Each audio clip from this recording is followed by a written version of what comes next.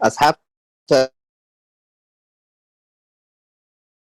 kusoo dhawaada habeen kale iyo madasheeni dooda oo aan arrimaha siyaasadda ku falanqeyno. Caawa waxaa marti noo ah wasiirkii hore amniga iyo 2 jeer uu soo noqday agaasimihii hore gisa Cabdullaahi Maxamed Cali Sambalonshe. doodu halkudhigeedu ama mawduuceedu waxa waaye electoral security amniga doorashada maxaa ka dhalan karaa doorasho natiijadeeda lagu burinsan yahay. sidaa darteed waxyar waxaan sugaynaa dadka nagu soo biiraya, kadibna barnaamijka ayaan gudagalaynaa. sidoo kale waxaan nagu soo biiri doono Cabdisaaq Catoosh oo daadiyaasha ka mid ah iyo Cismi Daciinte oo haddaba nagu soo biiray oo isna ka mid ah dadka barnaamijkan soo qaban qaabiyey.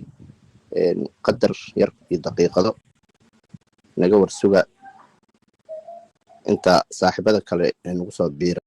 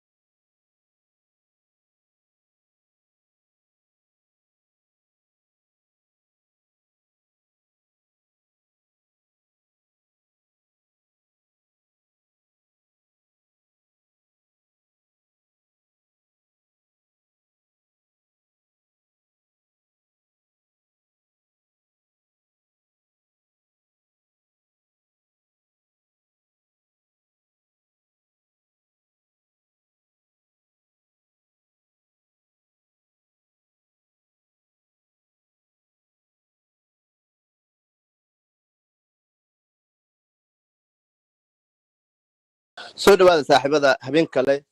oo ka mid ah habeenadeena aan ku soo qaadano doodaha siyaasadda hadba xaaladaha nagu soo gudboonaado.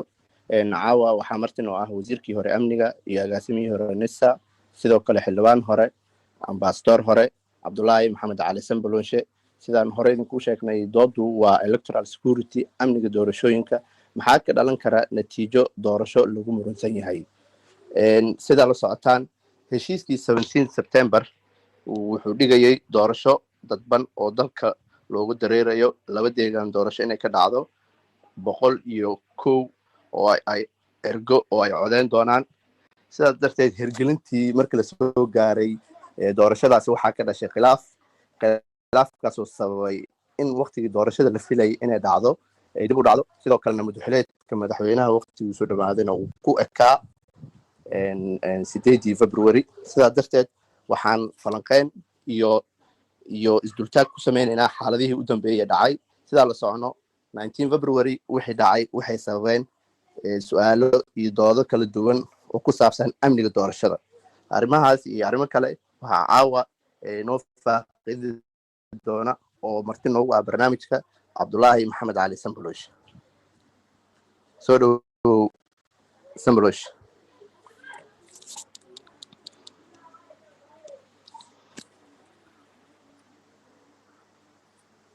هلو سمبلوش ما نمغشا موت كسك قات هالمر.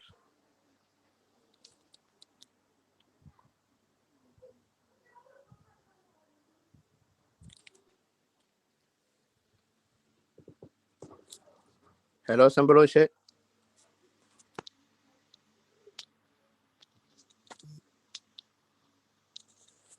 عطش سولو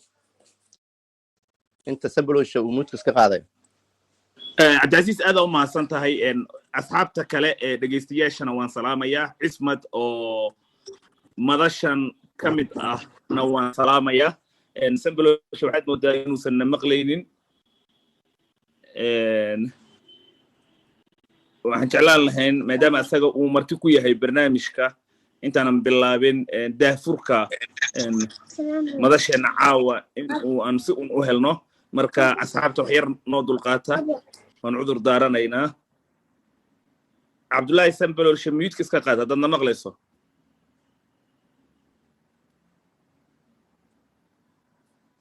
cabdicasiis toosaad u garaaci kartaa toos ula hadal telefoonkiisa kala hadalka iska furdhe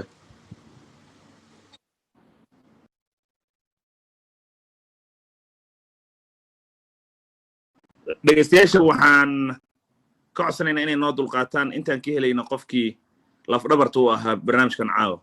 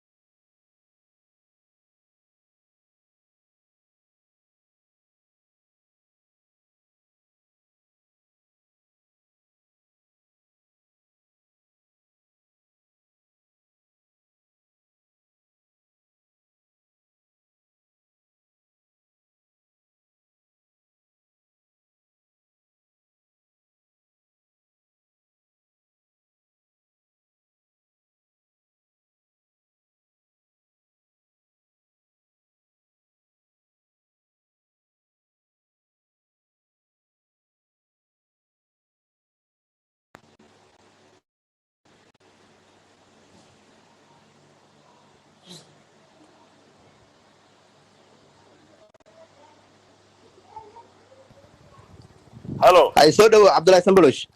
مين مغشين حتى مرة مقشة أنا وإذا مغلا إذا كان مغلنا أو ملينا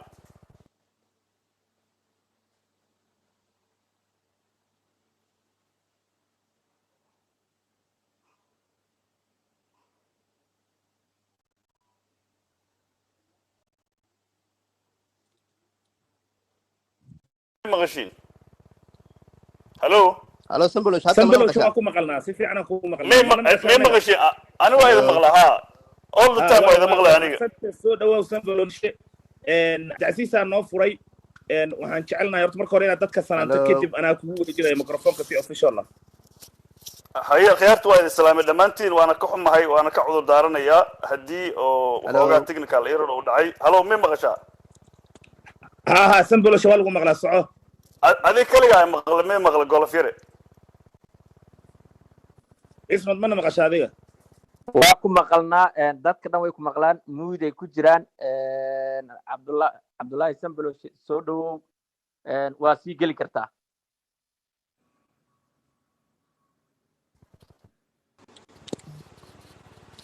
hello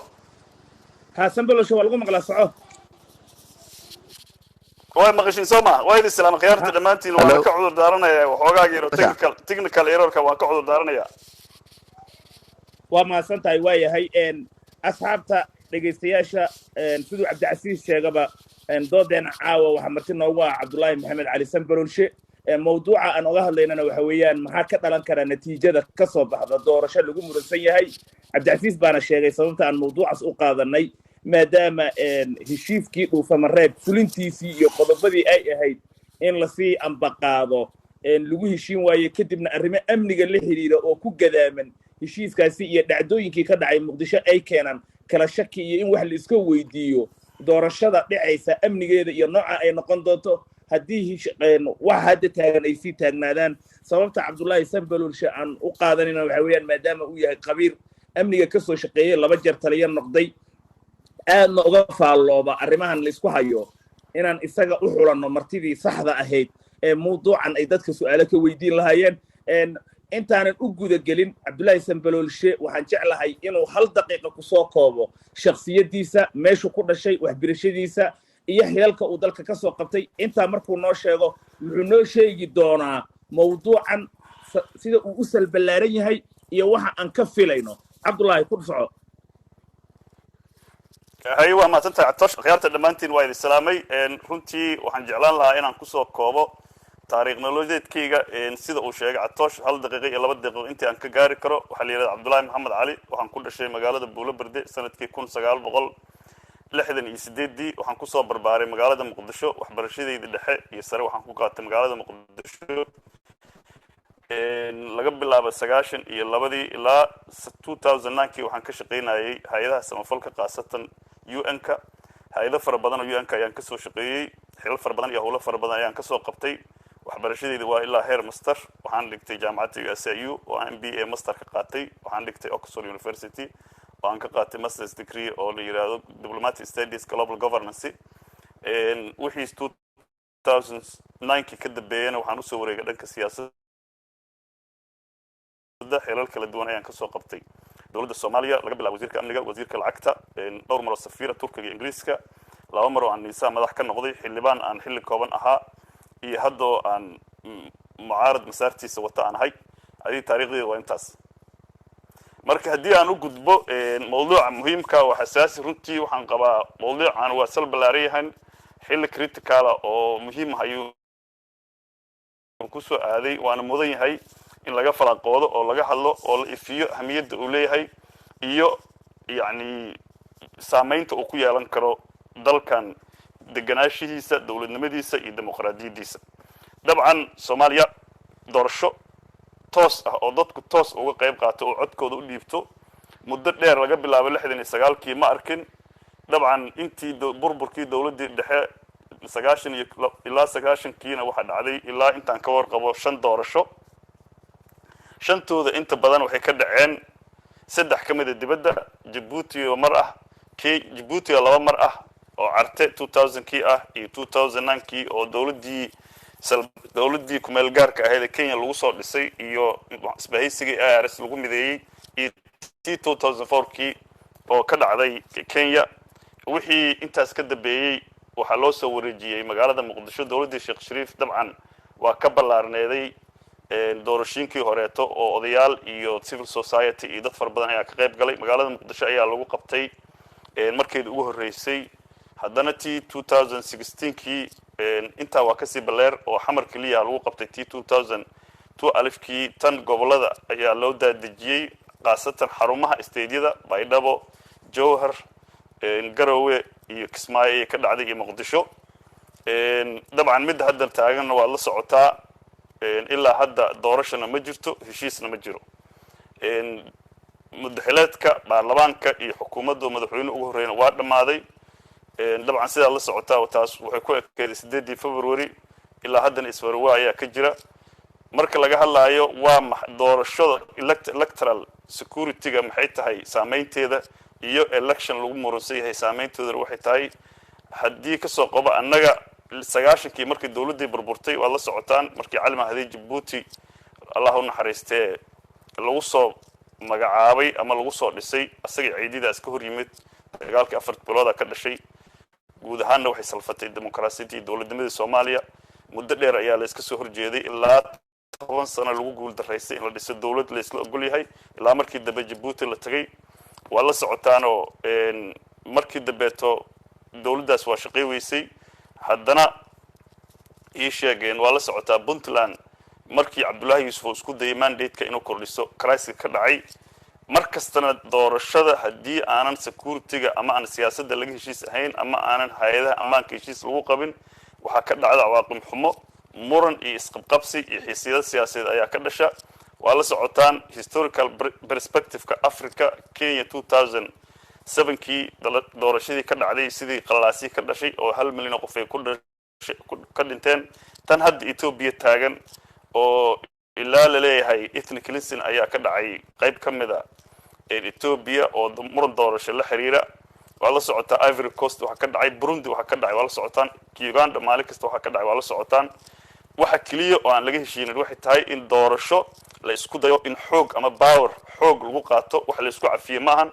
waana waxa dalalka burburka u keena waliba burbur aan laga soo waaqsan oo aan laga heshiinin oo aan laga soo kabsanin annaga hadda waa la socotaan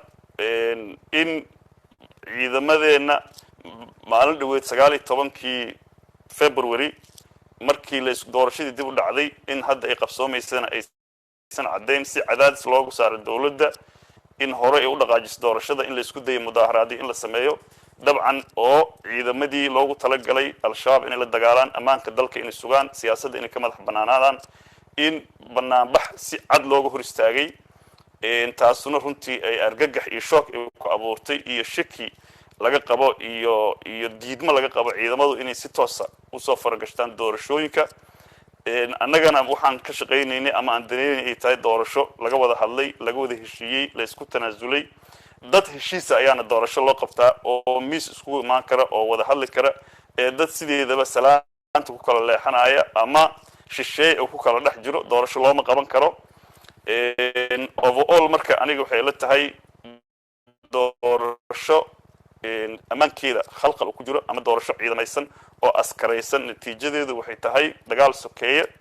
oo muddo dheer socda waxay tahay dalka oo qaybsama midnimada dalka oo dhaawacanta kalsoonida yareed oo political transition-ka ahayd oo tartiibta ahayd oo la soo waday oo dhaawacanta midnimada dalka oo dhaawacma wala socotaan ciidamada hadda qaaska Turkiga in Turkigu ka dhisto Academia Muqdisho oo danab American oo tababaro oo gorgor ama ciidanka liiraado ii sheeg in haram cad ay Turki tababaraan imaaraad u ka furto xarun tababar ciidan waxay ka dhalatay 2012kii markii doorasho la isla ogol yahay xamar ay ka dhacday oo markaas si nabad awood lagu kala wareegay markaas ay adduunka kalsooni ah u galay meeshan dawladnimada la iska maxoogayo lagu dagaalamayo waana suurtagal in si nabad doorasho lagu qabto dimuqraasiyadda iyo dawladnimada ay ka bacdo dabcan dawladda hadda jirta ciidamada qaaska ah loo tababaray ma ahan in xukuumadda hadda la jecel yahay ama dadaal ay keensatay ma ahan waa xilkasnimo iyo dadaal dawladihii ka horeeyay ay muujiyeen haddana waa la socotaa markii isqabqabsigan dhacay Amerikaanku inuu ka baxay ciidamadiisa dhamaan oo ka rartay Soomaaliya mar hore imaaraadka oo meesha ka baxay haddeertaan si joogta Turkida loogu cadaadinayo in ciidamada ay tababaraan iyo qalabka military baxshaan aan electionka loo isticmaalin taasuna waxay imaan doontaa in guud ahaan Soomaaliya laga jabo rajadii laga qabay ay yaraato dawladdu bana ay faraha kala baxdo tababarkii kaalmada ay ciidamada siinayso marka waxaan qabaa in ciidamadeena waxa loo dhisay waa dan guud waxa loo dhisay waa in ammaanka dalka AMISOM kala wareegaan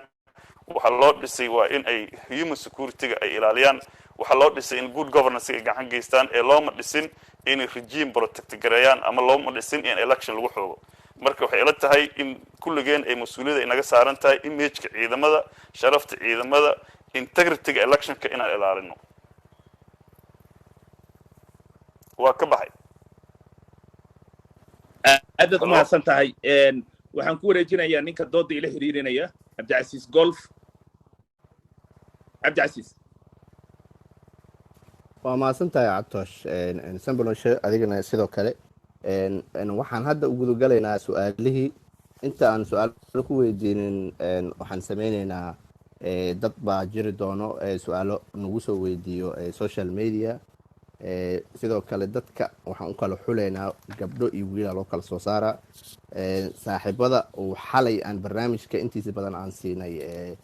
microfoonka caawa way naga raali ahaanayaan qaarkood oo gacanta soo taagtaan ujeednaa dadkii ayaan fursad siinaynaa si aan uga dhigno si kala sooc la-aan ah haddana waxaan ka bilaabeynaa qaybta kore ayaan 2 qof soo saaraya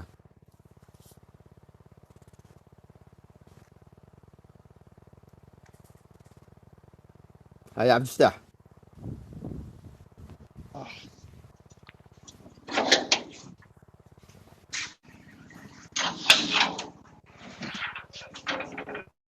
هلو عبد الفتاح adaa lagu baaqay adaa ugu horeeyay muudka iska qaad magacaaga saddexan meesha joogto ku bilow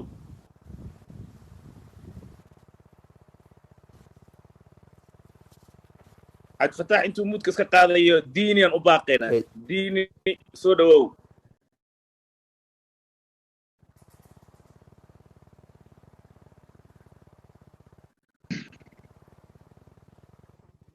dhammaan islaamid banalka Cabdicasiis iyo Atooshi oo maatin Cabdullaahi Sanbalolshe waxaan rabay in hal su'aal oo weydiiyo ku saabsan doorashada iyo ammaanka doorashadii la qabanayo lagama maarmayo ammaanka in la sugo ciidamada haddana maadaama aan dowladihii soo aragnay dowlad walbo qofka u dhow mar walba waxa uu yahay taliyaasha ciidamada ama campaign risk somehow markuu madaxweynihii soo baxo wuxuu u dhiibtaa qof uu dhow yahay hadda dowladdan waxaa laga dheehan karaa madaxda ciidamada waxaa ka mid ah dad ay ladhaayo lagu xaglinayo dowladihii ka horreyna sidoo kale sidee ciidamada ammaanka sugaayo oo doorashooyinka iyo dadka hoggaanka u loo kala saari karaa waa maxay siyaasadda doorashada iyo ammaanka u yeeli qabanayo marka su-aashaas weydiin lahay waana mahadsantihiin dhammaan saa fursadda noo siiseen aad waa mahadsantihiin diina waa mahadsan tahay runtii horta mar kasta waa muhiim ciidanka in oo saraakiisha madaxda u noqonaysa iyo hoggaankoodaba si binaala oo jeclaysa aan lahayn adiga ayuu ku hiilanayaa ama adiga taada ayuu ku shaqaynayaa inaan loo xulin waa muhiim mar kasta in competency-ga ama xirfadda uu leeyahay ama aqoonta uu leeyahay ama credibility uu leeyahay in lagu xulo waa muhiim dabcan annaga dal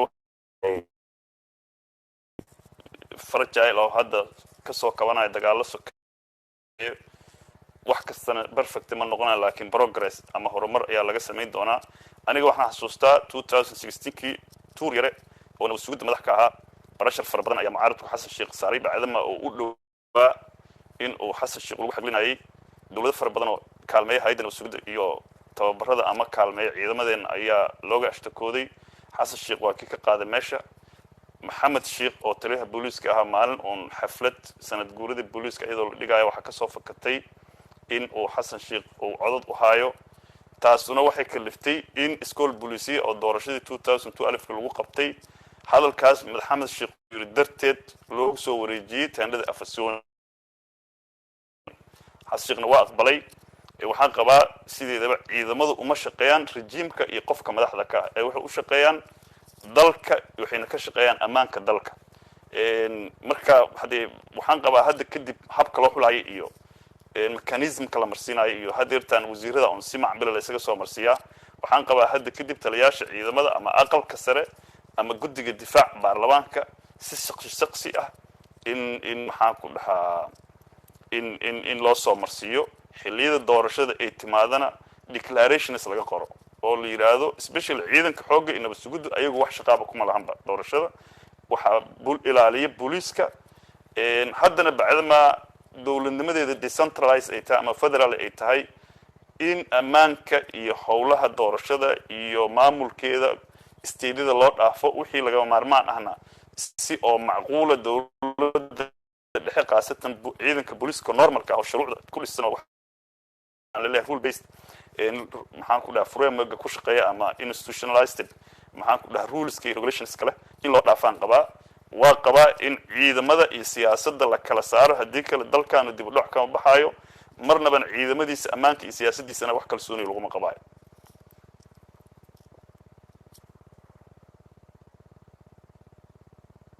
hello haye axmed cabdi cas waa mahadsan tahay dhammaan banalkan salaamaya samblesh waxaa rabaa inaan weydiiyo walal waxaad ka qabtaan doorashada madaxda dowlad goboleedyada sidoo kale qaarkood oo hadlana walwalay ka qabaan amniga oo marar badan ay ka hadleen haba u dambeeya madaxweyne puntland deni oo dhowaan hadlayay marka sidee idinla muuqataa idinna waa huweysan tihiin mucaaradkii amnigana cabashadaas ka qabtaan ma qorshe sidee marka su-aashan raba xataa inaan weydiiyo sidee wax ku qabsoomi karaan haddii idinna huweysan tihiin amnigiina aad ka cabsanaysaan oo walwal ka jiro ciidamadana aad tuhum ka qabtaan waddo noocee ah ayaa doorasho lagu qaban karaa oo amnigeeda ma in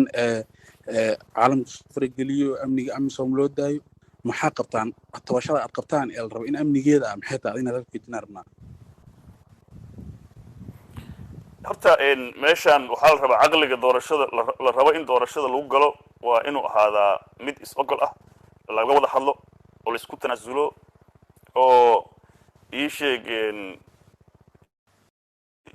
isfaham rasmiya in qaybaha u dhexmar wada hadla ayaa muhiima haddii hadda mucaaradku uu hubaysan yahay horta mucaaradku ma maamulaayo marnaba qayb kama ahan election managementiga ama election security qayb kama aha hadda maalin dhaweed waxay dhacay 19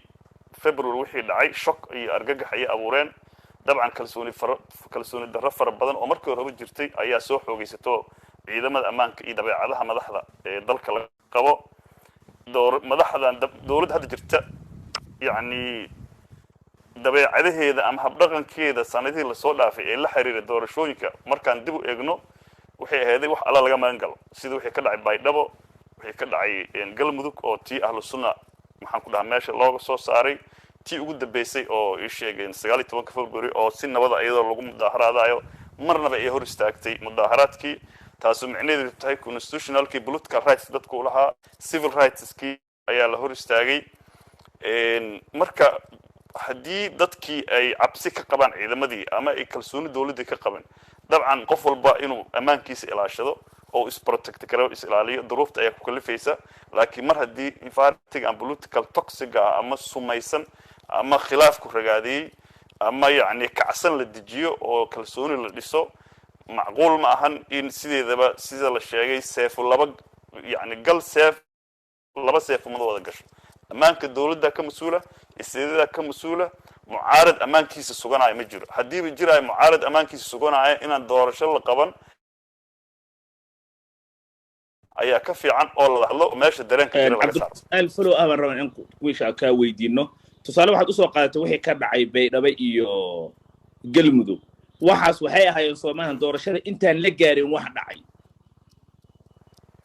maya labadaba after doorashada khalaasa pre election wax la yiraahdo iyo post election midna natiijada laga murmaa midna gelitaanka iyo habka loo maamulo laga murmaa Baydhabo waxa ka dhacay koow marka mudaaharaadadu dhacayeen waxa la soo qabtay Muqtaar Robow oo one of the candidates ahaa ayaa la soo qabtay kadib waxa ka dhacay kacdoon dad baa ku dhintay khalaasa ka dhacay ahlu sunnada doorashada markay dhacday kadib ayay wuxuu ahaayeen ka hor ma ahayn ayuu doorashada la isku qabqabanayo oo aan laga heshin ayaa la qabtay natiijada markay maageen ka dagaalama ama hor istaagana waa loo xog sheegtay marka dood badan ka jirtay labadaba ka hor iyo kadib laakiin labada shil waxay dhaceen doorashada kadib marka ujeedkaaga waxa weeyaan waxaad leedahay intayba doorashada maalinka codbixinta la gaarin har noqoto xaaladu mid is-ogol iyo deganaan lagu gaaro yes waxaa la yidhi kolba wixii oo tashica wuxuu leeyahay kallah waa beri haddii marka ugu horeysa inta stakeholderska ama danaynaya doorashada ka qayb qaadanaya horta sideedaba doorasho marna waxaa go'aamiya ballot boxka iyo codbixiyaasha marna qoriga ayaa go'aamiya marna maxkamadda go'aamisa haddii marka qoriga uu go'aaminayo inaan la gelina ka fiican waxaa la rabaa in natiijada ballot boxka inay ka soo baxdo si taas u dhacdana marka ugu horeysana declaration laga wada qoro dhammaan inta qayb qalaysa ay dhahaan waa ku qanacsanahay processka natiijada waa aqbalaynaa haddii dulduleele iyo madow ka soo baxana dib u eegis iyo isla xisaan niyad sami ku jirto loo wada joogo ayaa la samaynayaa sideedaba aan fair ahayn waxa ka soo baxa in la gala ma fiicna waxa roon political crisisku inuu socdo laga wada hadlo laga heshiiyo kadibna ayadoo la is ogyahay doorashada la aado cabdullaahi waa mahadsantahay cabdicasiis golf dhegeystaha xiga soo saar jacfar waxaan rabaa jacfar soo sii raalla hada cismad waaye golof dadka saddex u soo saar saddex markii ay jawaabta su'aalahooda ay maaragtay ay dhiibtaan oo laga jawaabo saddexda ku xigto si uu safku u yaraado oo adiga xataa u kala fahamto maaragtay dadka gacanta taagan waa maasad way wanaagsan tahay waxaan u mahadcelinaa cabdicasiis golof cabdisaaq catoosh ismad iyo abdiqaadir boos raadiyayaasha barnaamijka waxaan rabaa su-aasheeda inaan ka hormariyo waxaan jeclaan lahaa in taliyaha loogu yeero titlkiisa maxaa la yidhahdaa iyo mansabkiisa inaysan iskaashinku naga micno beelin cabdilaahi sanbaloshe magacaas waa lagu yeeri karaa waa wax fiican laakiin regulatinkaasaa ka hormarinaa su-aasheedu waxaa waaye taliyaha waxaa weydiinaa electoral security policyga marka laga hadlaayo yaa mudan ammaanka meesha doorashada lagu qabanayo inay sugaan amisom iyo ciidamada dowladda oo federaalka ah iyo kuwa maamul goboleedyada isku dhafan yaa mudan electoral security policy ahaan inay sugaan ammaanka goobta doorashada lagu qabanayo su-aasheedii labaad waxaa waaye maamul goboleedyadii dowladda raacsanaa waxay shirkii oo xalna laga iclaamiyey ay ku cambaareeyeen in aysan kasoo qaybgelaynin oo shirka xalana laga wareejiyo oo villa soomaaliya loo wareejiyo madaxweynahana uu soo wargeliyey maamul goboleedyada inay shirka ay kasoo qayb galaan policy ahaan sidee kula tahay si hadda qarannimada soomaaliya u fiican in la raaco talada ah in xalana laga soo wareejiyo shirka oo loo soo wareejiyo villa soomaaliya oo madaxweynaha iyo maamul goboleedyada dhammaan madaxweynaha isaga uu yeero shirkan uu ka dhaco villa soomaaliya aad waa mahadsantahay haye magala mise qof kale aad soo gelinaysaa sidoo kale axmed sarsare asalaamu calaykum waa mahadsantahay cabdicasiis waxaan rabaa inaan weydiiyo taliya sanbaloshe dabcan 17 September heshiiskii la gaaray iyo heshiisyadii ka dambeeyay ee maamul goboleedyada iyo dowladda federaalka waxaad moodaa inaan xoogga la saarin oo marnaba aan la soo hadal qaadin amniga doorashada marka ma ay ilduufeen baa madaxdii doodaas ku dhex jirtay mise waxay ahayd ajendayaal la dib dhigtay taas waa su'aal haddii ay dhacdo sida hadda xaalku yahay la ismari waayo waxaan rabnaa sanbaloshe bal xalka isaga siduu u arko in amisom ay la wareegtaa amniga doorashada mise solution kale oo fudud oo in ciidamo isku dhafa oo statiska iyo midowga musharaxiinta iyo dowladda federaalka ka socda ay maamulaan baa muxuu yahay solutionka ugu habboon ee maanta dalku meel gaar ka soo baxay ee dowlad ah ee qaran ah sumcadiisa lagu ilaalin karo qaabka ugu fudud ama ugu wanaagsan ee loo maareyn karana inuu la wadaago waa maasinta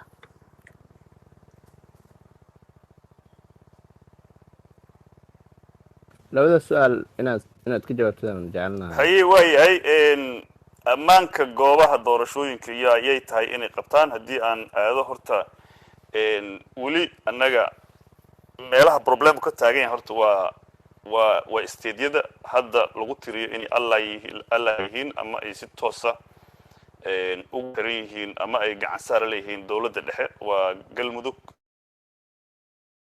oo dhuusamareeb ah iyo meesha la yihahdo beledweyne iyo jowhar iyo barawe iyo meesha la yidhahdo baydhabo problemka jira waxay tahay normally waxay aheeday bacdamaa dowladda federaal ay tahay in state kasta ilaa xad ammaankiisa iyo maamulkiisa iyo arrimihiisa asaga uu ka adag yahay oo doorashada fuli karo oo ammaanka oo hagaaji karo ama oo hogaamin karo laakiin xaqiiqadu waxay tahay ciidamada hadda madaxweyne farmaajo ama dowladdan loo soo tababaray ayaa ciidamo u ah deegaanadan hadeerta aan soo sheegay galmudug hirshabeelle iyo southwest waxa kalsooni darrada lagu qabaana waxay tahay waa madaxweynaha oo u qaabeeyey doorashada siduu asaga oo kusoo noqon lahaa marnabana aanan kala hadlaynin ama aanan kala xaajoonaynin cidda oppositekiisa oo asaga kasoo horjeeda waxaana la yidhi caqli rageed waa mudco maxaa la yidhi waa af mudco waa iska soo horjeedaan yacni wax wada hadal lagu dhamay karaan in lagu dagaalamo aha waxay la tahay aniga hadda question waxaa taagan bacdama baarlamaanka iyo dowladaba waqtigooda dhammaaday horta ciidamada dalkii ka amar qaadanayaan amisom oo dalkan dowladdan inay kaalmayso ammaanka inay kala shaqayso dowladda loogu talagalanayo ka amar qaadanayaan that is horta constitutional questions ama su'aalo oo dastuuri ayaa taaganba maalin dhaweyd amisomna waxaa muuqata in hadda baydhabo kale ciidamada ethoobiyan oo amisomaha joogay qaybay ka ahaayeen maxaan ku dhahaa criisiska baydhabo waa joogeen meesha la yidhaahdo ii sheeg galm haddii qayb kama ahayn laakiin haddii meesha waa joogeen laakiin qalalaasaha iyo ma faragelin maalin dhaweyd waa joogeen in xamar markii lagu xabadaynayo dadka mudaharaadka hogaaminaya madaxweynayaashii horeeto waxba kama dhihin maalin dhaweyd markii aaska sheegeen madaxweynihii hore cali mahdi la keenayay ama laga qayb galayna rumor waxaa jirta inay raboorka xirteen marka cid ammaanka dalka lagu aamini kara ama mas-uulka ayaana jirin asal waxa ah dowladaha hadeertaan maamul goboleedyadu inay ayagu maamulka election guddiga doorashada iskale laakiin waa inay ayagu mas-uul ka noqdaan electionka haddaysan ka noqon karin habkii lagu kaalmayn lahay hab la isla og yahay oo muuqda oo la xisaabi karo oo transparency waa inuu noqdo amisom ayaa kusoo hartay amisom I think waxay la tahay doorashada waa ka qayb qaadan kartaa laakiin waxaa la rabaa cidda ay ka amar qaadanayso in laga heshiiyo ma election commissionka ka qayb qaadanaysa guddiga doorashada ka qayb qaadanaysa ma maamul goboleedka ka qayb qaadanaysa ma dowladda dhexe ka amar qaadanaysa bacdama legitimacy crisis uu jiro waxaa muhiim ah in la iswarsado doorka ciidamada iyo cidda amraysan xilligan kala guurka ama xilligan mandate crisis uu jiro midda kaleeto ah ma laga ilduufay halo Abdullahi Saad ha midda kaleeto ah ma laga ilduufay electoral ii sheegeen security-ga haddii dhaga dheertaan u dhigta maahan traditionally maba ammaan darro election maba jirinba electionkii annaga electionkii waxaan ogeynay annaga 2002 alifkii xamara la joogay cid kasta meesha rabtay ka campaign gareynaysay hotelka fiitagaysay meesha rabtay u soconaysay cid caburinaysa ma jirin qofkii raba mudaharaadaay waliba hadda madaxweynaha hadda jooga 2002 alifkii markuu imaanay si weyn loogu soo baxay 2016 waa loogu soo baxay ciidamo hor istaagay marnaba marka maba la islahayn ba ciidamadii ammaanka dalka iyo national security-ga dalka loo dhisay oo waliba shisheeye taxadiraya oo noo dhisay ayaaba si qaldan loo isticmaalaya ama election lagu caburinaya horta marnaba isma lahayn mar kastana dee dulduleelkii soo baxay qalaadkii soo baxa sidii loo sixi karo iyo sidii loo dib eegi karo ayaa loo eegayaa markii hore waa laga ilduufay kalsooni darradaas uma jirin laakiin kalsooni darradaas waxay timideen 19 February wixii dhacay darteed ayaa soo ifbiciyay ayaa banaanka soo dhigay Abdullahi ma santahay follow up question oo ku saabsan markaad ka hadashay dhuusamareeb wixii ka dhacay iyo wixii ka dhacay Baydhabo iyo Muqdisho oo aad leedahay amisomtaas cidda ay amarka ka qaadanayaan su'aal iska weydiinaya iyo ciidamada daacad u ah dawladda dhinaca kale soo isma oran karo ciidamada amisom ee Kismaayo joogaana madaxweynaha Jubbaland ay ka amar qaadanayaan ciidamada jooga ee nabad sugidana waa maamul Jubbaland hoostaga kuwa garowe iyo dhuusamareebna si ciidan iyo hoostagi doonaan marka maxay ku kala duwan yihiin labada amar fiiri harte garowe doorasho ka soo dhacday 2018 keeda malayna markii Saciid la doortay wax qalalaasa kama dhicin waxa la yiraahdaa moogtahay ma gacan dufalaha wax lagu qaataa ama gacan dhiigle waa dhici kartaa gacmo dufale iyo wax basara inay dhici karaan oo gacmo wax la iswey wadaarsado waa dhici kartaa laakiin garowe meel doorasho taariikh la isku xooga leh ma ahan dhig kuma daadan Kismaayo dabcan waa laga hadli karaa ama hadda waxa la dhihi karaa election arrangement-iga ama election management-iga kulligeed comprehensively waa laga heshii karaa dabcan Axmed Madoobe shaki laga qabaa Saciid shaki laga qabaa anybody else shaki laga qabaa haddii election kan la qabo waayeen aniga waxay la tahay in van avenues kaleeto ama siyaabo kaleeto wax lagu xaliyo aniga waxay la tahay aad inuu adkaan doonto election kan lagu heshiiyo election heshiis lagu yahay inuu dhaco election lagu qanacsan yahay outcomekiisa inuu dhaco xildhibaana in lasoo saaro this season xilligan inay aad u adag tahay ayaan qabaa laakiin haddii dhici weyso waxaan qabaa in guddi integritygiisu sarreeyo oo dad dhinagtirisa oo soomaaliyeed oo waaweyn oo aan ciyaalkaan ninba siduu jecel yahay usoo magacaabay aan ahayn oo qof soomaaliyeed aan u waxanin oo ilaahu waxa la yiri eexna haygu cafinin aqoon aan haygu cadaabine dad integritygooda iyo waayeelamadooda la isku halayn karo miisaanka electionka ay doorashada ay leedahay fahmi kara in la xulo oo new arrangement election la aadan qaba haddii hadda la dhoodhoobi waayo ama laga gudbi waayo ismurwaaga taagan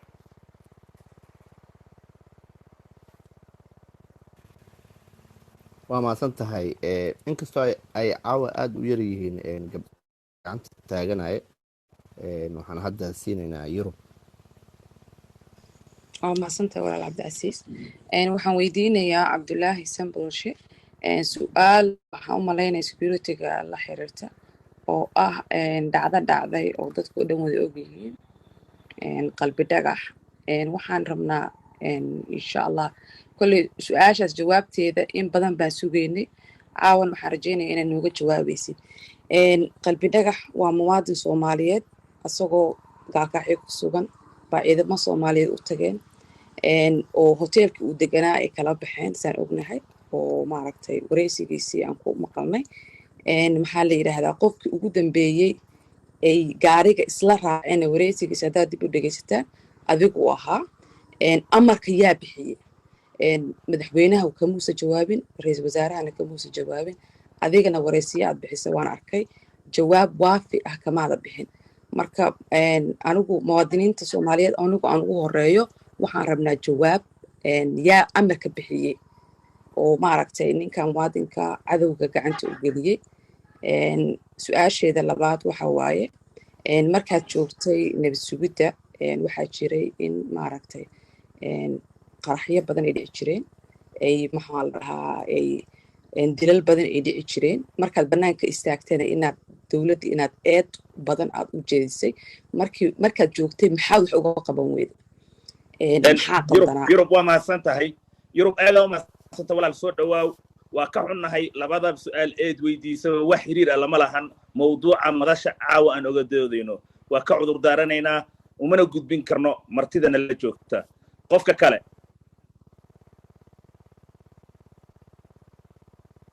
cabdicasiis cabdicasiis aada u mahadsan tahay waa salaama daadiyaasha barnaamijka iyo taliyaha laba su-aal aqoon mid horaa loo weydiiyey su-aashaan raba inaan weydiiyey taliyaha waxaa waaye haddii maamul goboleedyada dowladda taageersan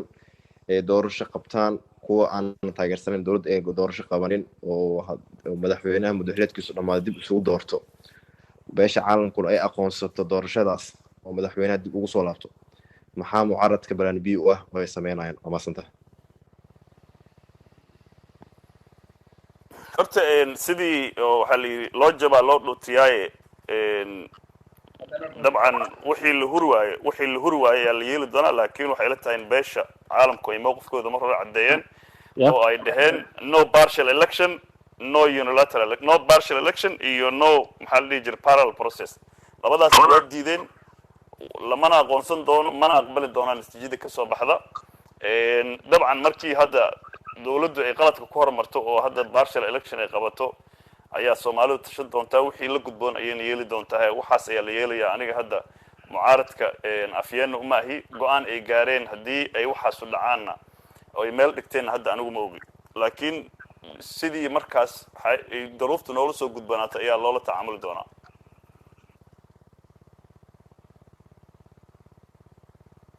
waxaan rabaa cabdicasiis qofka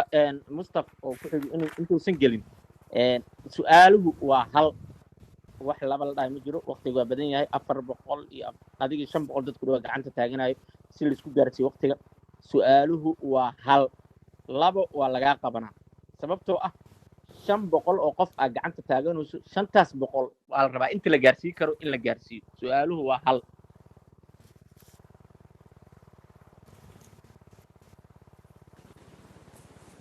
waa tahay mahadcelinta asxaabta horaan la qabaa waxaan rabaa inaan weydiiyo mudan cabdullaahi sambalolshe arrintan isticmaalka ciidamada ah wax badan ay soo noqnoqotay mustaqbalkana inay dhacdana welwel badanaa laga qabaa marka si aan mushkiladda si qoto dheer ugu fahanno waxaan rabaa inaan ogaado waxaa gaab ka jira xeerarka ciidamada iyo xeer nidaamiyayaasha oo u oggolaanaya in madaxda xataa ay amarro khaldan ku adeecaan maya I think in xeerarku waa cad yihiin waajibaadka ciidamada iyo sida ay mas-uuliyaadkooda u godayaan waa caddahay laakiin dowladnimada Soomaaliya mid xoogaysata maahan mid institutionalized garaysan maahan waa mid personalized garaysan waa shakhsiyaysan tahay dabcan waxaana raad nagu leh ama taariikh nagu leh dowladdii kacaanka ahayd muddo dheer hal qof ka tilinayay oo allegiance-ga aysan mar walba dastuurka iyo dowladnimada aan la siinin ee qofka la siinayay hadda qofka sharci difaaca ama baarlamaan difaaca ama institution difaaca lama arkay job security problem iska jirto qofka ninkii xilka u dhiibay buu iskaga hoggaansan yahay laakiin haddii si professional oo competitive oo loo tartamay oo qofku oo waayo aragnimadiisa iyo aqoontiisa iyo xilkasnimadiisa iyo kartidiisa meesha uu ku yimaaday dabcan dastuurka dalka iyo xeerka ciidamada iyo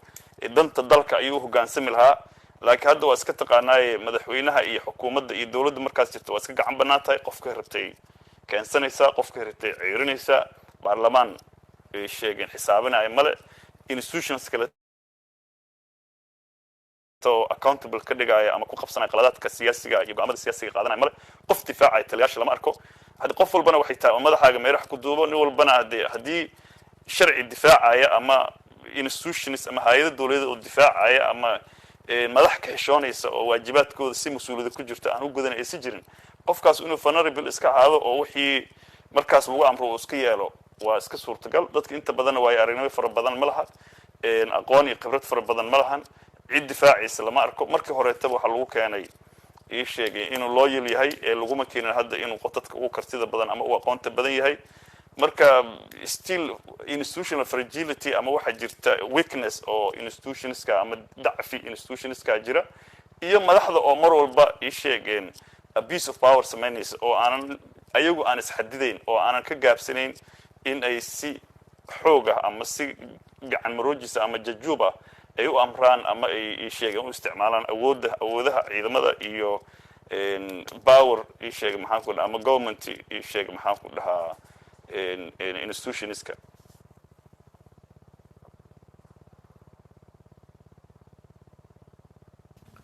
waa gartay haddana waxaan siinaynaa cabdiqaadir boos waa maasantahay golof yare ismad ceynte iyo cabdirasaaq catoosh oo barnaamijkan inoo daadihinaya sidoo kale waxaa marti ah cabdullaahi sanbalulshe oo nin qabiir ku ah dhanka amniga ah oo looga dambeeya dhanka soomaaliya gobolka intaba waxaan rabaa inaan su-aal maskaxdayda ka guuxaysa oo shacab fara badan oo soomaaliyeed is weydiinaya inaan weydiiyo maadaama caawa fursad aan ku helay cabdullaahi sanbalulshe waxaa jirta in madaafiic dhowr ah lagu tuuro goobo soomaaliya ka mid ah oo khaasatan madaxda soomaaliya ay ku shirto madaxweynaha ama madaxda maamul goboleedyada waxay dhacday dhuusamareeb waxay ka dhacday baydhabo waxay ka dhacday xarunta xalane ama madaxtooyada markii waxay kusoo beegantaa weliba shirar xasaasi ah ay jiraan oo madaxda maamul goboleedyada iyo madaxweynaha soomaaliya ay kulmaayaan ama mararkaas la dhihi kara xataa shirar soomaaliya aayaheeda dambe muhiim u ah ayaa socda marka dad badan ayaa isweydiinaya maadaama cabdullaahi sanbalulshe anigu ka mid ahay amniga uu khibrad u leeyahay caawa shacabka soomaaliyeed inaa u caddaysadaan rabaa inta aad ka og tahay maadaama agaasimihii mataqaanaa taliyaha nabad sugidda aad mar noqotay agaasimaha nabad sugidda aan iraahdo iyo taliyaha nabad sugidda labadaba iyo wasiirkii amniga marka maadaama amniga u dhulduleeshid waxaan rabaa inaan caawa fursadeeda kaga faa'iidaysto oo shacab fara badan su-aashaas waqtiga u saamixi waay aan u hadlo madaafiicdaas lagu garaacayo goobahaas muhiimka oo madaxda isugu imaanay sida saciid cabdullaahi deni uu sheegay sida madaxweynaha puntland iyo madaxdaas oo mataqaanaa ciidamo gaara u wato amnigooda aad u xoojinaya shabaab keliya ayaa madaafiicdaasi soo gama miyaa la odhan karaa mise madaafiic siyaasadaysan oo dad isbarbar socda oo shabaabka ka baxsan oo waxyaabo mataqaanaa aan rabin hadda inaad sheego adiga ka dhawaajin doonto isku haysta ayaa jira haddaan soo kaba su-aasheeda waxay tahay shabaab keliya miyaa madaafiicdaasi ka dambeyn kara khibradaada amni adoo i kaashanaya waa mahadsan tahay waa mahadsan tahay horta mar kasta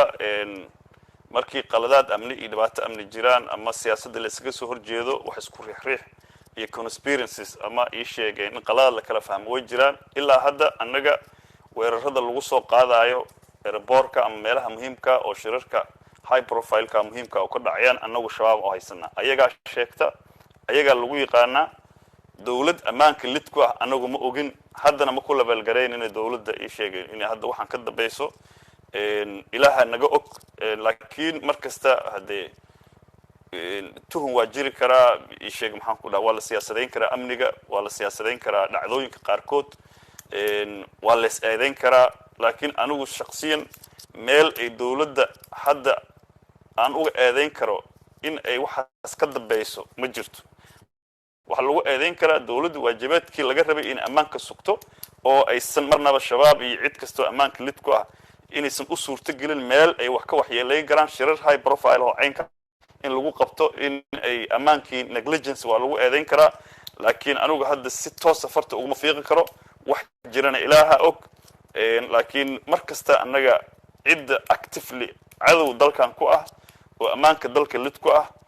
oo si official u sheegata weerarada caynkaas oo kaleeta waa shabaab ilaa hadda annaga shabaab aan u nisbaynaynaa wixii ka soo hara waa waajib gudasho la'aan waa dacfi waa negligence iyo waa isku mashquulsanaanta Soomaalidu ay xagga siyaasadda iska mashquulsan tahay oo shaqadii laga rabay in shabaabka laga qabto ay dayacan tahay intaas baan ku soo koobaynaa ma dhihi karo hadda collaboration jira ama conspiracy qaarkood anigu ma rumayn karo bacdama aanan haddu si toos ah aanan xudugaal uga ahay laakiin waa jira dayac waa jira waa lagu eedayn karaa dawladda gacantii la rabay birta ahayd ama shaqadii la rabay shabaab in lagu qabto laguma qaban xogtii la rabay in ii sheegeen dabagalkii la rabay in lagu sameeyo laguma sameyn early warning iyo ka digista lagu soo digayay laguma sameynin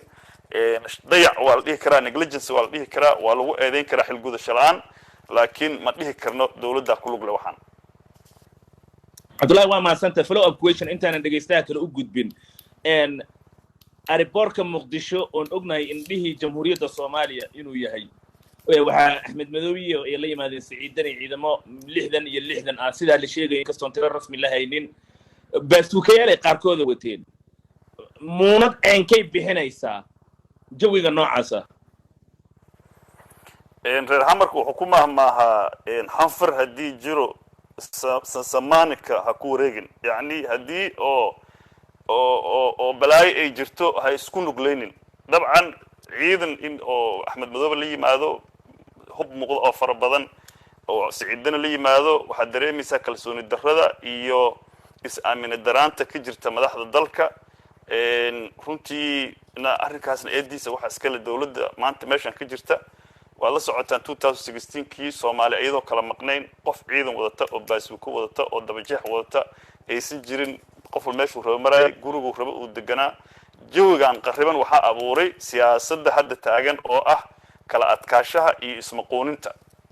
taas ayaa keentay bacdama hadee lagu heshiiyay ii sheeg maxaan ku dhahaa siyaasaddiina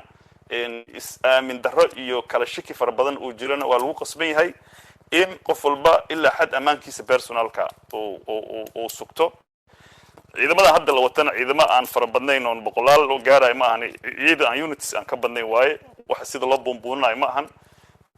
waana laga fiicnaa waxayna ahayd jawigii la isku aamini lahaa ama amaan la isku haleyn karo oo xamar loo yimaado in ka dhacdo in dawladda diyaarisa ay ahayd waa gartay haddana waxaan siinaynaa Dr. Farduus waa mahadsantihiin dhammaantiin waxaan leeyahay intii habeen u tahayna habeen wanaagsan intii maalin u tahayna maalin wanaagsan haddaan su-aashayda aan Cabdullaahi Sanbalowshe aan weydiinaya aan toos u guda galo 2016 xildhibaana u sharaxnayd musharaxaad ahayd waa taagneed waxaan ka mid ahaa guddiga doorashooyinka 2016 waxaan goobjoog u ahaa dad muwaadiniin oo musharaxiin ah oo erga ah oo xamar laga mastaafuriyay uu mastaafuriyay waxa kale oo aan goobjoog ahaa xergaadiid oo doorashada reer waqooyigu ay ka dhacsay in dad badan doorasho maalmo jimco ah toos inta boolis loo adeegsaday doorasho lagu qabtay aniga oo ka mid ahaa dadkii joogay xergaadiidka maalintaas oo banaanka loo soo saaray saalax badbaado wuxuu isku qarxiyay biis 2 jeer baa qarax ka dhacay oo gudida qarax lala beegsaday Sanbalowshe waa joogay maalinta kamuu hadal maanta soo lama oran karo waa jirjiroolo siyaasadeed maadaama uu waayey xilkii laga qaaday taliyaha nabad sugidda uu noqday xildhibaankiisina uu waayey waa cadho ka kacday xil waayis waan ka baxay su-aasheeda taliya haddaanad si fiican aan su-aasheeda u abbaari karin iska dhaaf waa abbaari karaa runtii annaga hadda election security aan ka hadlaynay personal criticism iyo waxaasaad yeeshay iyo waxaas ma yeelin kama hadlaayo anigu saalax badbaadana sooma dirin inuu airbortkaas qarxiyana waa ka xumaay haddana waa ka xumahay ammaan darrana anigu kama shaqeeyo kumana farxo hadda waxaan ka hadlaynay doorasho isimarwaaga iyo duruufaha hadlaynay aniga shakhsiyan ninka waxaa la yidhi wuxuu ugu haduusan kaa filan adigaaba da' jira ma tihid haddii siyaasadda dadka aad isku geshiin xaqaa u leedahay inaad isdifaacdid xaqaad u leedahay in maxaan ku dhaha fikirkaaga aad dhiibatid si nabada oo silbi hoose problem ku jirin aniguna sideedaba ila tahay markastaa lii dhiibaa waa ka tagaa ayadoon qolahay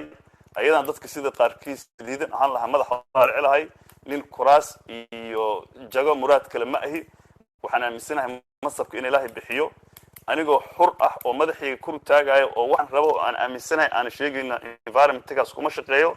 dawladdana ugama soo horjoodo inay jago iga qaado yes daadis maxaan dhahaa dabcan waa maxaan ku dhahaa khilaaf siyaasiya iyo sheegeen farqi siyaasiya laakiin annaga waxaan uga soo jeednaa dawladdan laguma difaaci karo mas-uuliyad darradeeda iyo in shabaabkii hadeertaan aniga markaan joogay qofka soomaaliga hebel waa shabaab u dhihi lahay hadda wuxuu leeyahay hebelow yani macallinkii iyo maxaan ku dhahaa arsenal iyo because yani qof oo tabaab soo sheegi kara lama arko aniga markaan joogay dekeda canshuur lagama qaadayn aniga markaan joogay si official dukaamada looma canshuurayn aniga markaan joogay ii sheegaan laba shabaab waa wada shaqeeyaan laysma lahayn of course dagaalaa socday maalin waa lagu riixaa maalin waxaad riixaysaa halgana ku jirta waa guulaysanaysaa dib u dhaca jira horay gadaal la isku jijiidaya laakiin anigu marnaba shaqatayda marnabana ma dayicin nin qaraar haayana ma ahi soomaalidaan hadda wada daleecaynaysa ama cid wax ka sheegaysa anigu qayb ka ahay yes farqi siyaasi waa noo dhexeeya yes waa soo wada shaqay weynay yes siyaasadahooda iyo approachgooda iyo policygooda nimanka hadda jooga heshiis manin iskuma raacsanin farq weyn noo dhexeeya that's different one personal laakiin waxaan ka hadlaynaa waa wax objective adiga waxa lagu soo dhiibay oo ciyaalka CBB-ga ay ku soo dhiibeen goobta aan la imaanin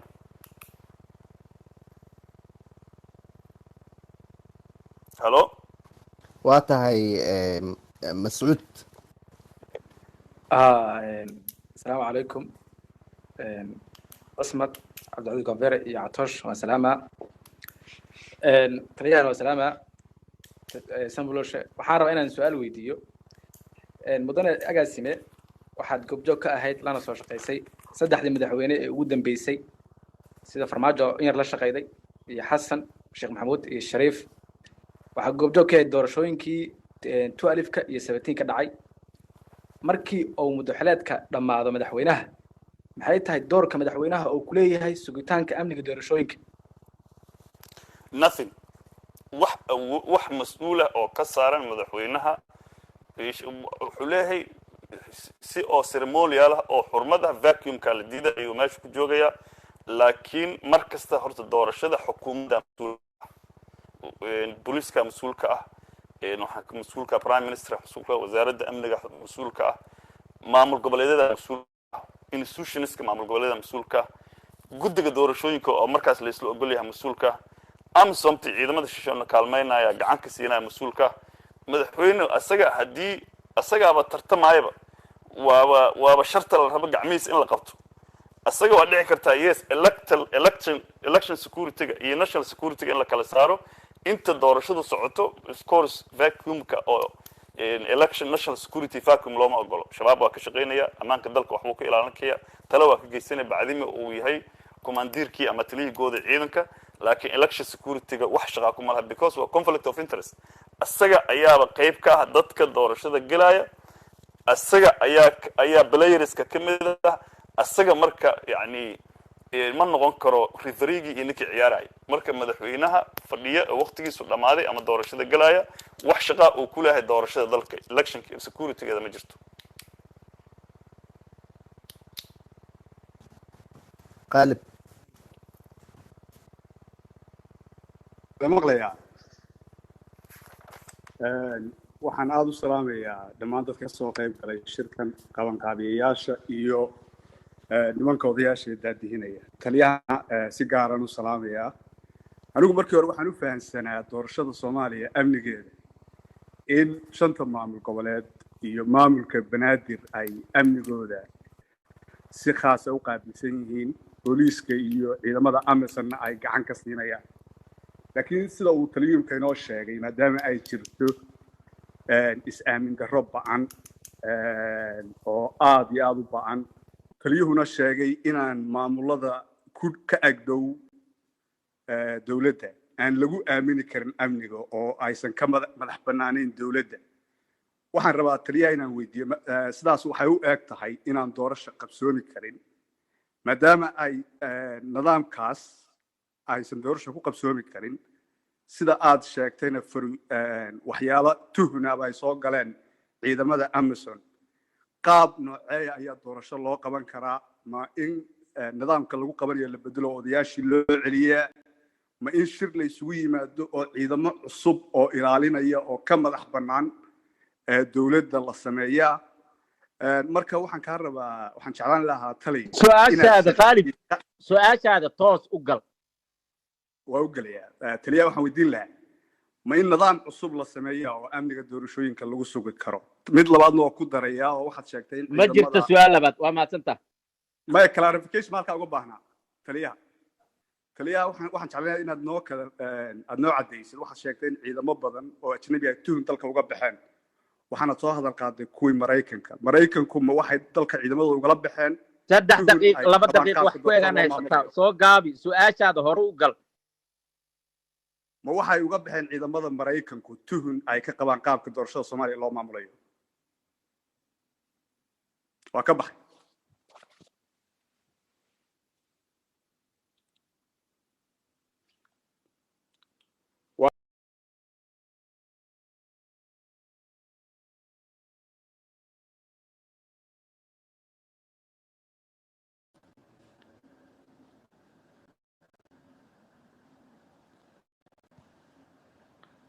عبد العزيز سنبلوش عقوالي هلو سنبلوش حياتي ما مقشع واكم مغلا هذه مغشع ها هي سؤاشي جوابتي قالبة لغا سوغيا in horta maanta ismariwaaga siyaasadeed oo taagan iyo heshiis la'aanta siyaasadeed oo la xiriirta doorashada si sahlan hadda jawaabo sahlan la iskuma siin karo waa very complicated way waa adag tahay way laakiin waajib way tahay in laga wada hadlo oo laga heshiiyo oo si kasta loo turxaan bixi karo qaladaadka iyo tuhmada jira loo turxaan bixi karo in la iskaga yimaado oo la dhameystiro arrinkaas waa lagu qasban yahay dabcan waa in la soo celiyaa kalsoonida lagu qabay institutionska doorashada sida guddiga doorashada hay'adaha ammaanka AMSOM maamul goboleedyada madaxdooda iyo ii sheegeen maxaan ku dhahaa institutionadooda waxaasoo dhan waxay ku qasban yihiin meeshaan doorasho la kala xoogaayo ama la isku dilaayo in la qabto wax micno ama samaynayse doorasho nin walba nasiibkiisa uu ka qaadayo qof walbana markuu galaayo rajo ah inuu guuleysan karo haddii laga guulay daraystana uu dareemayo cadaalad inay si cadaalada oo aanan hadda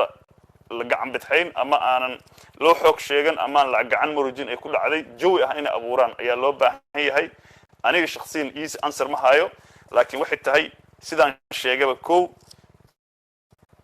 guddiyada hadda la sheegay oo ayaan dhaweyd muran ka taagnaa oo kalsooni darrada laga muujiyey wixii dowladda shaqaale ka ah iyo wixii hadda aan capacity aan lahayn laga saaro wax heshiis lagu yahay lagu bedelo muuqata oo heshiis lagu yahay oo qof walba uu dhinac ka taagan yahay doorashada lagu qabto waa muhiim dabcan doorashada kalsoonidii waa dhamaatay aniga haddee magic answer ma hayo oo waxaas la sameynaa ma dhihi karo laakiin waa lagu qasbiyay madaxda maamul goboleedyada qaasatan kuwa lagu tuhmaayo inay gacan saar ka leeyihiin dowladda waa in kalsooni waana meesha dhibaatada iyo colaaddu ka taagan tahay waana meesha ismarwaagu ka taagan tahay wax kastaba ahaadaan Puntland iyo Jubbaland waa dad ismaamuli kara sharci khayr ayagu waxay qabaan iyo waxay soo sameeyaan ayaga mas'uuliyadda ay leeyihiin laakiin meesha dhibaatadu ka taagan tahay waxay tahay maamulada gacan saar kale leh dowladda oo aanan mar laba develop gareyn capacity ay isku maareeyaan oo ay mas'uuliyadda ay ku haltaan ama ammaanka ama doorashooyinka ama ii sheegeen maxaan ku dhahaa maamuladii iyo adeegii loogu talagalay marka in laga wada hadlo qalaadka jira la saxo dad integrity oo lagu halayn karo yani sharafta iyo integrityga doorashada oo credible ah loo soo adduunka dad madax bannaan iyo Soomaali madax bannaan ishu ku hayso monitor garaysa la sameeyo conflict resolution ama haddii la isku qabsado habkii loo xalinayo waxaan ay cad yihiin I think in wuxuu ay si sahlanayn Mareykanka dabcan Trump ayaa go'aankaas gaaray laakiin waxyaabaha ugu weyn ee rajada laga qabo ay maxaan ku dhahaa ay ku baxaan waxa kamid in aysan rajo ka arkin dadaalkooda iyo shaqada ay hayaan in wax weyn oo horumar in laga gaaraynin dadkaana aysan u diyaarsanayn in oo howlahooda ammaanka ay lahaadaan ama ayagu ay gacmahooda ku qabsadaan waad maasanta cabdo sambolol waa maasanta waqti ma hayno waxaan rabaa meesha inaan su'aal ka weydiiyo waxaad tiraaday marka Puntland iyo Jubaland laga soo tago maamuladan kale amni ama hay'ado adag ma haystaan dhanka kalena waxaad leedahay dawladda gacan saar la leh maxaa diidaya galmudug oo kale maadaama mardhow la dhisay Hirshabelle sidoo kale inay dawladdii ku kabto ciidan iyo amni iyo gacan ku haynba maxaa diidaya wala ma diidana laakiin waxa la rabaa dawladdu koow in ay excessive ciidan dheeraada oo loo baahnayn oo aan election ka faragelinayn waa siin kartaa laakiin waa inuu ciidanka booliiska oo ahaado no haram cad no gorgor no ciidamada booliiska federaalka ah iyo ciidamada booliiska ee maamul goboleedyada iyo booliiska halimacad waa special forces waa ciidan si qaas loo tababaray waana ciidan loo tababaray in oo argagixisada dirka iyo howlo qaas loo tababaray haddii haatan laakiin waxay leeyihiin sumcaddooda waa dhaawacanta waa kuwii qayb ka ahay dagaalkii 19 February madaxdooda ay sheeg maxaan ku dhahay shirarka kale oo waaweyn u dhacay ay qayb ka ahayn lagu tuhunsan yahay dad kalsooni dadka shacabka Soomaaliyeed ay ku qabaan maahan waa kuwa loo isticmaalo caburinta يعني سمعتوده iyo historygooda ma fiicna to be honest maybe amaanka iyo shabaab la dirarka iyo waxaas inuu ku fiicnaan lahayn markii ay timaado siyaasadda iyo doorashooyinka waa dad si toos ah ay u isticmaalaan dawladda hadda jirta sambalolshe su'aal sharci ah oo amniga la xiriirtan ku weydiinaya yaa amar bixin kara ama haricmaad ha ahadan ama boolis ama gorgor inay howlgalaan yaa bixin kara ma maxkamad ما دعوة سؤالها دلك مثل تلياشة هيئتها الحكومة. It depends وحال السمينا هدي قفل سوحرايو طبعا وقف كاسو إنه وحكي حرنتا إذا قطرت قف كاس كورمانيس مركزتا إذا ماذا بوليسكا إذا ماذا وإني نظام شرعي كوش غيان وقف كي حران وارنت أو فرست أو جرو أو محكمة أي سميسد كوا أن لقى جاري كرين قطرتو درتود أما mark u horeysaba taba wanted laga dhigay oo gacanta soo galay ama ayagoo faraha wixii kula jira la qabto waa meeshooda laakiin markasta rule of law waa in ay observe gareeyaan ama ilaaliyaan ciidamada ammaanka markii dagaal tahana cid amraysa waxay tahay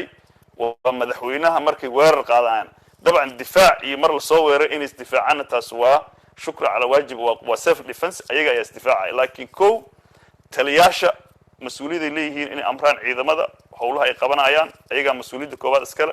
laba maxkamadaha qayb ka yihiin markii dad dambiilayaal ama wax sharciga la xiriira lagu soo qabanayo saddex dagaal guud marka la fasaxayo madaxweynaha iyo guddiga amniga qaranka iskale mas'uuliyadda ammaanku waa weyn tahay laakiin meelahaas ay martaa waad mahadsantahay laba tusaalan kuu soo qaadanaya dildilka Dahson waxaa tagay dhashiikayaal uu wato indha cadde oo hay'ad amniyo uu ka tirsan yahay aanan ogeyn in gorgor la geeyo si baawurtaas cidna aanan maamulin looga difaaco dildilka Dahson oo wadnihii caasimadda ah maxaa diidaya indha cadde horta waa nin shakhsi ah cid cadeynaysa dhashiika ilaalinaya meesha inuu tagay waa jira laakiin indha cadde dhashiika uu leeyahay ma oolin dildilka Dahson mana lagu soo weerarin weerarkaasna qayb kama ahayn dadka meeshaas lagu soo weeraray waxay ilaalinayeen madaxweynayaashii horeeto ee dalkan oo xukunka si nabada ku wareejiyay oo doorasho xalaal iyo xoreen qabtay oo moral high ground leh ilaalinaysay oo immunity siyaasadeed iyo mid sharci ay lahaayeen ay ahaday indha cadana hadda shakhsi amaankiisa ilaalisa kara laakiin goobtaas mana joogin hadduu tagana saacadaas waa ka maqnaa waxaan u gudbaynaa qofka kale cabdullaahi مان عبد الرحمن علي حسن مان سبيكر كفرو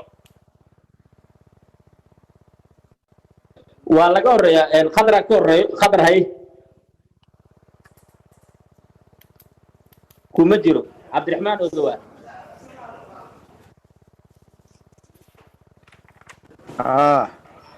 بسم الله الرحمن الرحيم marka hore waa salaamaya taliyaha aad iyo aad buu mahadsan yahay runtii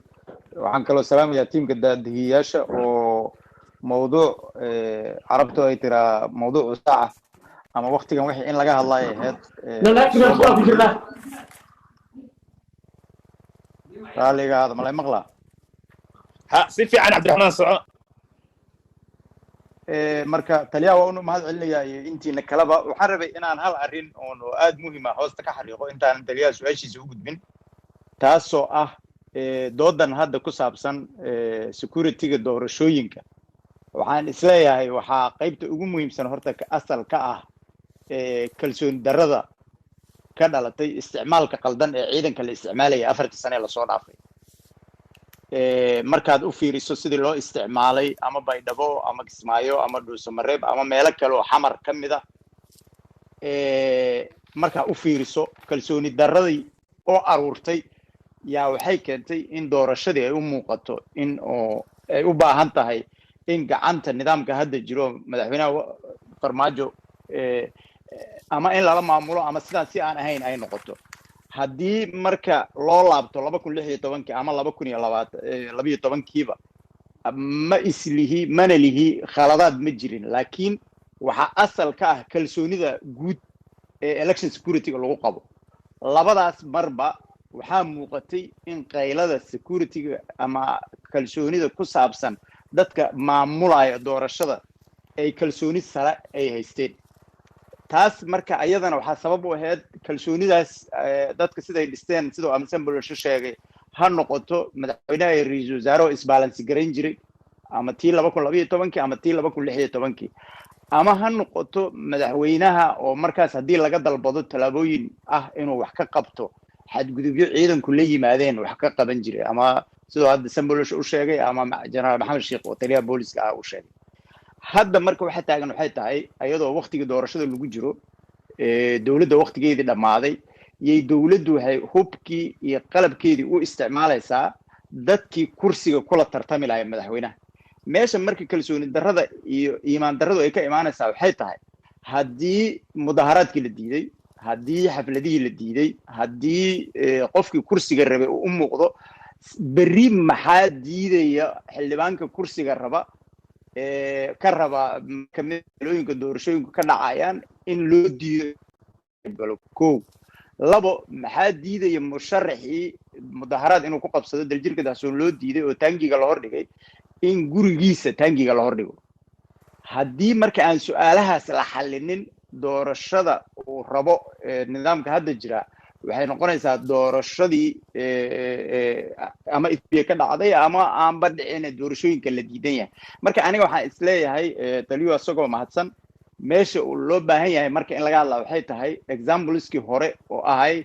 2012na waxay ahayd madaxweynaha iyo ra'iisul wasaaraha oo laba garab ahaa is ag socday iyo weliba gudoomiyihii baarlamaanka markaas 2016na dowlad goboleedyada oo wada socda oon kala soconin oo sida hadda ah adiga ila socday adiga ila mas'uuliyadda waxay isla ogolayeen election security-ga dabcan oo 2016 waxaa ku jiray dowladda federaalka dowlad goboleedka iyo Amazon booliska oo markaa joogi jiray ma ahayn Amazon waliba oo military-ga ma ahayn hadda marka meesha hadda kalsooni darrada ka jirto oo iska dhaaf adiga in doorashadii laga heshiiyey waxay maraysaa sida hadda su'aalihiinaba adinka aan ka maqlayay in 120 ciidan ay la yimaadaan madaxweynaha dowlad goboleedyada ama hub culus oo sawaariikh oo sida basuukayaasha oo qofku soo qaato wax kalena ma ahana haddii madaxweynayaashii xilka ku wareejiyay madaxweynaha hadda xilka ku fadhiya ama waqtigiisu dhamaaday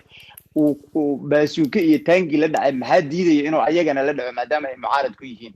waxaan isleeyahay marka anaga haddaan nahay dadka hadda daneeyayaasha siyaasadeeda kuwa ku jira iyo kuwiina dhegaysanaya intaba dilemada ama xariga in la furo u baahan oo taliyo inuu bidhaamiyo u baahan waxay tahay meeshaas sidii looga bixi lahaa marka taliyaha aniga su-aashii markaan soo koobo waxaan dhihi lahaa taliye meesha qodobka koowaadna wuxuu yahay asaaska kaa kalsooni darro qodobka labaad oo adiga lagaa sugaano wuxuu yahay way outka sidee looga bixi karaa hadda caqabadii waa ujeednaa inay madaxa iskula jirto jidka ugu macquulsan adiga khabiir amni maadaama aad tahay oo looga bixi karo waa jidka waa mahadsantii cabdullaahi sanboloshi intuusan jabta qaadanin waxaan rabaa inaan sharxo qofkaasi hadlayay waa cabdiraxmaan odoba xildhibaan laga soo doorto galmudug kana tirsan baarlamaanka federaalka xisbiga xasan sheekh maxamuud uu hogaaminayana xubinka ah ka soco sanboloshi soco jawaabta waa aad iyo aad u mahadsan tahay commentigaaga iyo interventionkaaga waa ku mahadsan tahay soomaalida waxay tiraahdaa awr kala guurtay uura kala guuray ayaa ka xun yacni haddii يعني رير مالك كل جورة أما جيلو مالك كل جورة وحك درن يعني ضد إهل أما ضد مود الدجان أو اسكون يدحون وعن مرنا بقى يسترتقل هين إنه شيئان هرت ماشي عن سيدا شيك تبع أبكي دول الدلو ضد دول ما صداها نين مدحوين البرومي أما نين مدحوين الدلي أو إيشيك ولي بنيكي حكم كوري جيها أما نيكي سياسة السوق ليها هرت حلبان مسكينة أو طول الجوجا أو قبل الجوجا قفل صوت ترى سلام عليكم siyaasadana asaas waxa waxa leeyahay fundamental rightska waxa kamida political immunity qofka waa inuu xasaanad siyaasadeed uu leeyahay oo xur u yahay inuu campaign gareeyo inuu dadka engage gareeyo inuu xogaha dadka gaarsiiyo inuu dhaqdhaqaaqo rallies inuu qabto shirar inuu qabto haddii intaas jirin macnaheedu democracy jirto meeshaas doorashana kama jirto xornimana kama jirto wax civil rights leena kama jiraan waxa cabursan oo lagu dagaalayo waxay tahay ko waxa la rabaa dawladda hadda jirta qalad ma ahan fulinimana ma ahan in aad qirato qaladkaaga waliba waa waajib meesha ay tahay inaad qiratid oo tiraahdo iga raali ahaada inay tiraahdo wixii dhacay waa dhaceen from now on apology aan ka bixinaynaa mana dhici doona assurance hor dadka in la siiyo space waa in la furo officially dawladuna waa in ama prime minister ka noqoto ama madaxweynaha noqoto special madaxweynaha in si official dawladda ay u tira political space ku furan yahay qof fasax isoo qaaday iyo maqaayada markaa ku jiray waqti Kenya waxaasna wax ka jira lama arko waa in meeshii rabo lagu mudaaharaad karo qodob waay qodobka kaleetana waxay tahay waa in ciidamada madaxda hadeertan qaasatan kuwii xadgudubka galay ama amrada qayb ka ah ilaa hadda ciidamadu talaal leeyihiin 19 February ama waa in public apology baxshaan public declaration sameeyaan ay siixaan inaysan siyaasadda iyo electionka qayb ka ahayn kaliya amaanka qaranka ay ka shaqeynayaan ama haddii suurtagal tahay in laga qaado xilka oo ama la suspend gareeyo haddii aan yani cawaaqib aysan ka dhalan talaabooyinka qaldan iyo danuubta iyo gafafka la galaayo macnaheedu waxay tahay in sheegeen maxaa la jiray lama canaatana caanidash yani qof wax loo qabsanayo ma jiraan marka talaabooyinka aniga aan qabo waxay tahay wixii hadda ka dambeeyay in la heshiiyo ciidanka qaasatan xoogga inaba sugidda inaysan marnaba siyaasad shaqo ku lahayn sidii dastuurka ku qoran hadda kadibna election iyo wax la xiriira aysan soo faragashi doonin taliyaasha hadday suurtagal tahana publicly apology u baxshaan publicly declaration ay u sameeyaan ama suspension lagu sameeyo bacdama ay hadda waad maasanta amal qaldan qaateen Cabdullaahi soo koob maasanta jawaabaha soo koob 2200 oo qof madasha ku jirta waan u hambaliyaynayaa waa runtii wax weyn oo lagu farxo weeyaan Cabdicasiis waxaad u baaqdaa dhageystaha xiga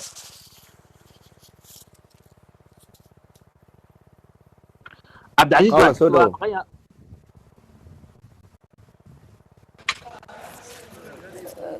السلام عليكم ورحمة الله وبركاته دمانتي موجود السلام يا sidoo kale waan salaamayaa taliyahii hore nabad sugidda su'aashan weydiinaya taliyaha waxay tahay security qusaysa taliye hadiiba ay dhacday intii aad adigoo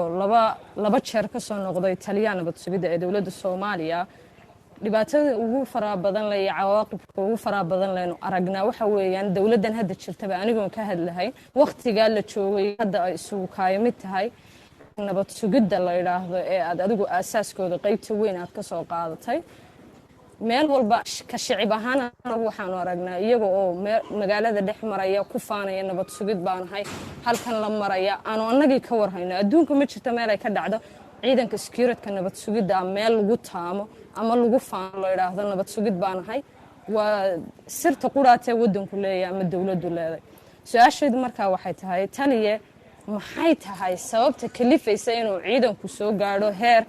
ay ku faani karaan ciidanka special ciidanka nabad sugidda ay ku faanayaan anigu waxaan ahay nabad sugid se laakiinse cawaaqibka xun ee waddanku uu ku sugan yahay in ay tahay inaanay hay-addii securityka adduun u qaabilsanayd waddanka horumarka u qaabilsanayd ama ilaalinta nabadgelyada waddanka u qaabilsanayd aanay qarsoonayn maxay tahay cawaaqibka aynu kaga gudbi karno aynu lagaga bixi karo maanta heerka uu marayo ciidanka nabad sugidda ee dhisan thank you so much inkastoo aysan hadda electionka ay si toos u qusaynin su-aashaas haddana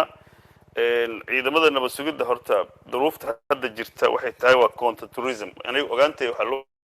sugidda ammaanka iyo waxaa loo isticmaalayay ii sheeg argagixisa la dirarka shaqada aniga markaan ogaana waxay aheeday ammaanka inay ka shaqeeyaan iyo waxa khatarta ammaanka qaranka ku ah marnaba in loo isticmaalo aniga sababta aan uga tagay shaqada waxaa ka mid a haddana mar raba inaan sheego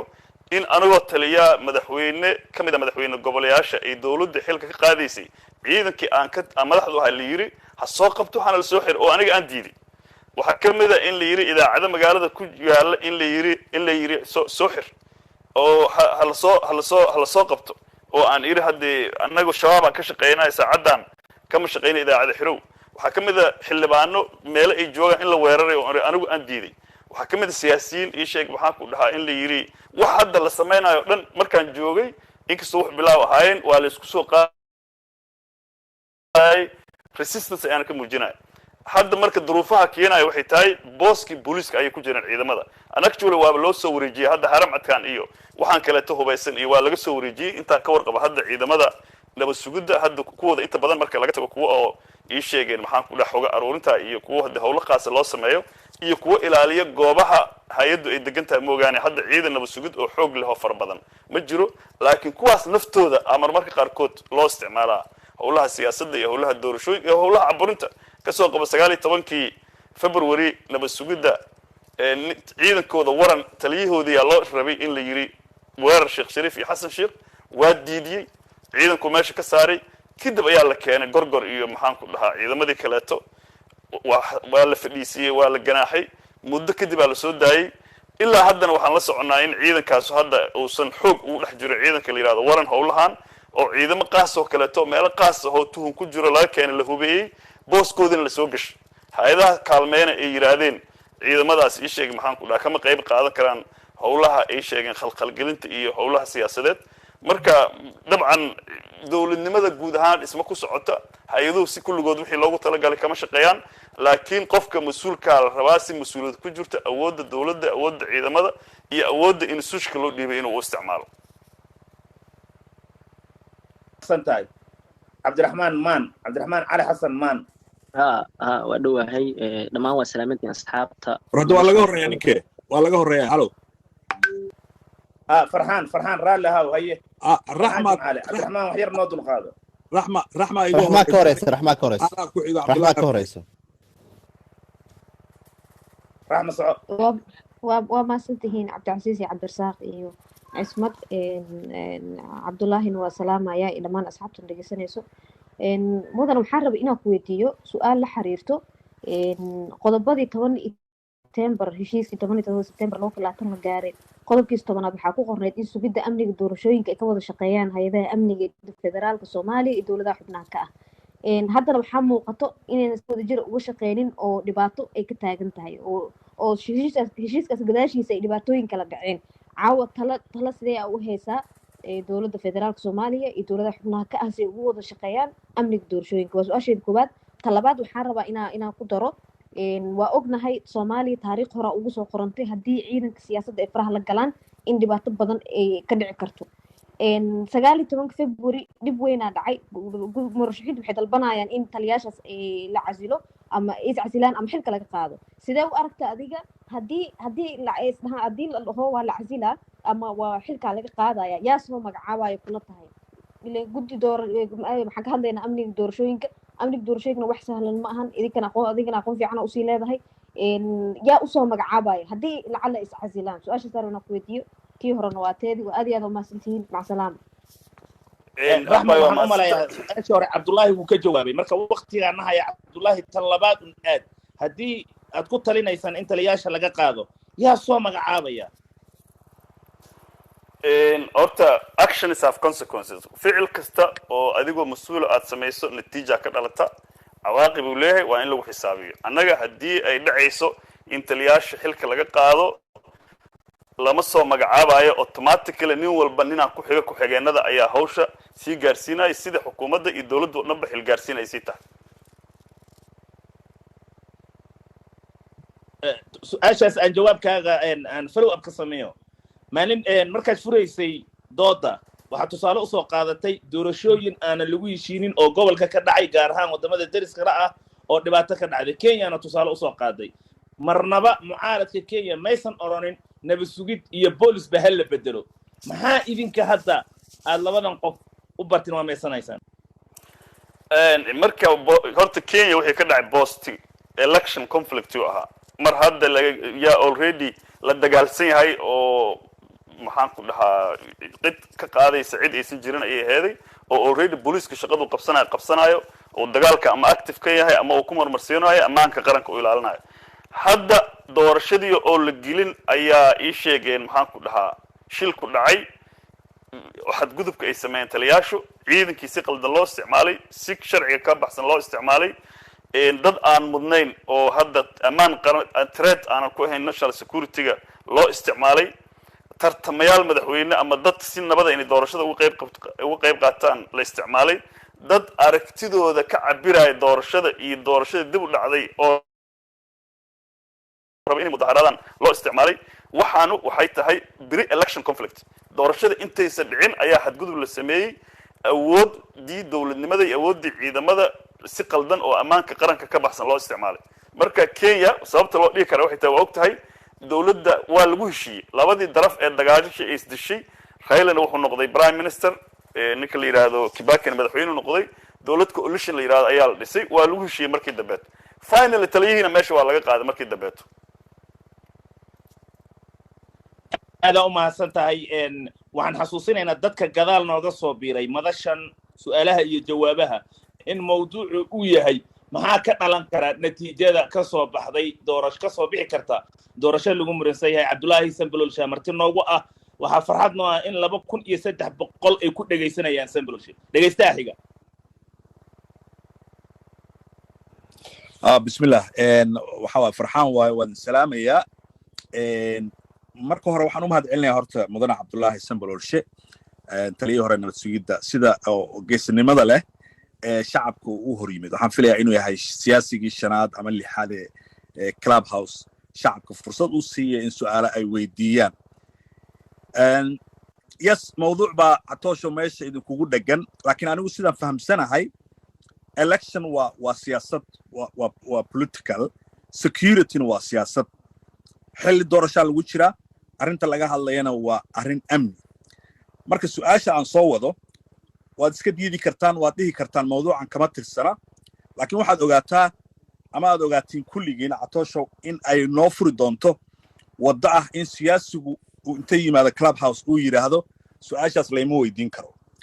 marka laakiin su'aasheeda mar walba waan tuuranayaa in microfonka laga xirin waxaa jirtay in taliyuhu uu dhiibay qalbi dhagax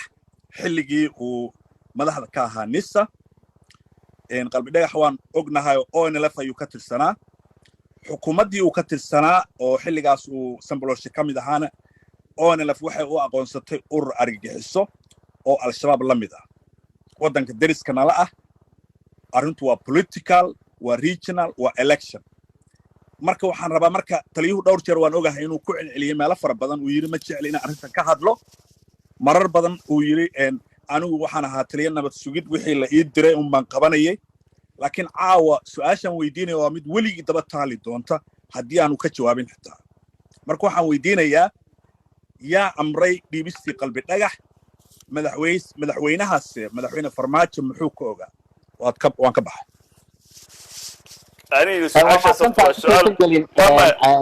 cabdullaahi sambalos waxaan rabaa su-aasha sidii farxaan u ahaane oo maaragtay inuu ka jawaaban jecla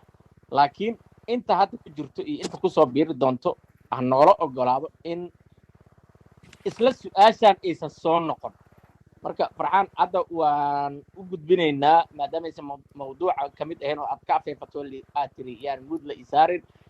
maaragtay su-aashanu taliyaha waa daba joogaysaa marka su-aashaanu ha noqoto su-aashii micnaha ugu dambeysay oo ah oo laga weydiyo sababtoo ah haddii la weydiiyo waa la weydiiyey khalaas ku soco cabdullaahi sambalosh horta waa mahadsan tahay horta aniga meeshaan maxkamad ma saarani waxaan jeclahay inaadan judge ahayn specific interviewna ima warsan oo ku saabsan dhiibista iyo qabashada qalbi dhagax hadda ka hor waa sheegay aniga dhiibista qalbi dhagax igamana bilaabanin igumana dhammaanin waana la ogyahay in xukuumadda markaas jirtay ay officially argagixiso ku tilmaantay ii sheegeen maxaan ku dhahaa ONLF haddii mas-uuliyaddaas inay iga weyn tahay ama maxaan ku dhahaa waa la ogyahay qaybtii aan ku lahay waa qirtay raaligelin ayaan ka bixiyey marnaba laygama sugaayo hebelaa dhiibay anigu shaqo kuma lahayn hebel shaqo kuma lahayn saanay wax u dhaceen haddii aanan qofka marka hore ka heshiinin interview meelahan oo kaleeta inaan arrinkaas ku dhiibo marnaba rajayaan laga qabin okay follow up ku weydiinaynaa sidaad sheegtayna dabcan ma soo noqon doonto su-aal walba hore lagu weydiiyana ma soo noqon doonto qaladka labaa lagu sameeyey midna cabdikariina lagu sameeyey qalbi dhagax shakhsiyan midna ururkii ONLF oo markaa jabhad ahaa haddana xisbi ka diiwaan gashan political party ka ah Ethiopia joogto labadiiba ma raaligelisay maadaama aad hadda meeshan ka leedahay waan raaligeliye cabdikariinna gooni raalli ahoo mu tiri ururkiina ma raali aniga horta golaha wasiirada kuma jirin dadka oo go'aan ka qaatay argagixisada ii sheegeen waa la yireen aniga golaha wasiirada xubinna kama ahayn go'aankaasna qaybna kama ahayn cabdikariin qoyskiisa iyo ONLFna si publiga ayaan doorkii aan ku lahaa ku raaligeliyey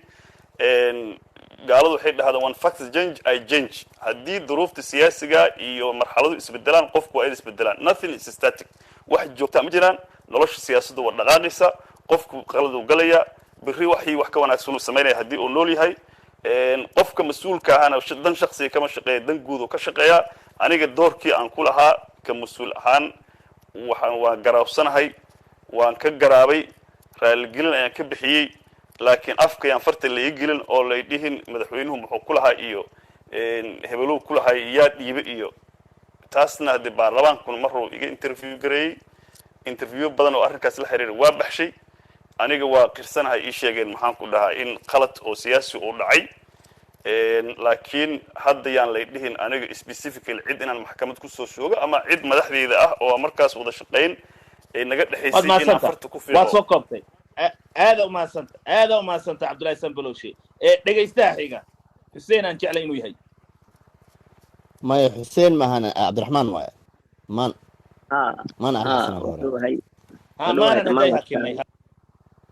dhammaan waa salaamantihiin dadka ku kulansan madashan hal su-aal aan u qabaa taliyaha oon rabaa inaan weydiiyo sida aan ognahay horta dalka soomaaliya wuxuu ku dhisan yahay qaab federaalism ah marka dowladda dhexe si doorashadeeda u dhacdana waxay kasoo bilaabataa maamul goboleedyada in lasoo dhiso marka sida hore dadka dhan u wada ogaayeen maamul goboleedyada qaar wixii ka dhacay doorashooyinkooda waa la ogaa siyaasiyiintii la tartami lahayd oo u diyaarsaneed in la tartamaan madaxweyneyaasha hadda jira qaar ka mid ah waa la ogyahay wixii ku dhacay markii ay tageen meelihii ay tartanka u tageen marka dadka hadda rabo siyaasadda inay qayb ka noqdaan ama musharaxiinta ah ama dowladda mucaaradka ku ah iyo weliba marka lagu daro beesha caalamka waxay goobjoog u ahaayeen ama ay ogaayeen sida meeshaas ay wax uga dhaceen kadib waxaa dhacda inay ku qancaan wixii ka dhacay meeshaas loo aqoonsado madaxweyneyaal dadkii ka soo baxay meeshaas marka maxaa maanta sababay in xaaladdu ay heerkaas gaarto oo waddanku khatar galo oo la yiraahdo doorashada hadday dhacdo oo qolo gooni ay wax doorato dagaala ka dhacayo marka maxay tahay wixii aan loo jeedin awal oo maanta la arkay su'aasheeda intaas waa horta electionka gobolada iyo election nationalka isku mid maahan the stakes are high marka oo national electionka ama doorashada qaranka la joogo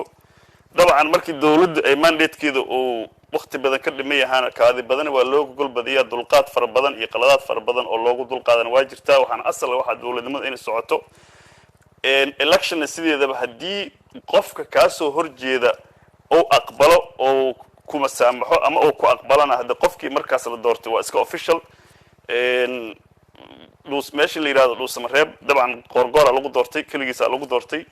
intii la tartamaysana markii dambe waa u tanasuleen waa u hambaliyeeyeen ballanqaad inay la shaqeynayaan ayay muujiyeen cabdiraxmaan odawaaya ka mid a mar dambey wada hadal yeesheen waa heshiiyeen dowlad coalition wadaaga uu dhisay oo lagu heshiiyey ana waxaan qabaa si fiican inuu handal gareeyay ninka la yidhahdo qoorqoor meesha la yidhaahdo dhuusamareeb iyo wixii ka dhashay doorashadaas laakiin taas in lagu dabaqo tan qaranka wax la aqbali kara maaha يعني waxyaabo dad waxa jira wax yar yar buunbuunaya wax waaweyna raba inay hoos u dhigaan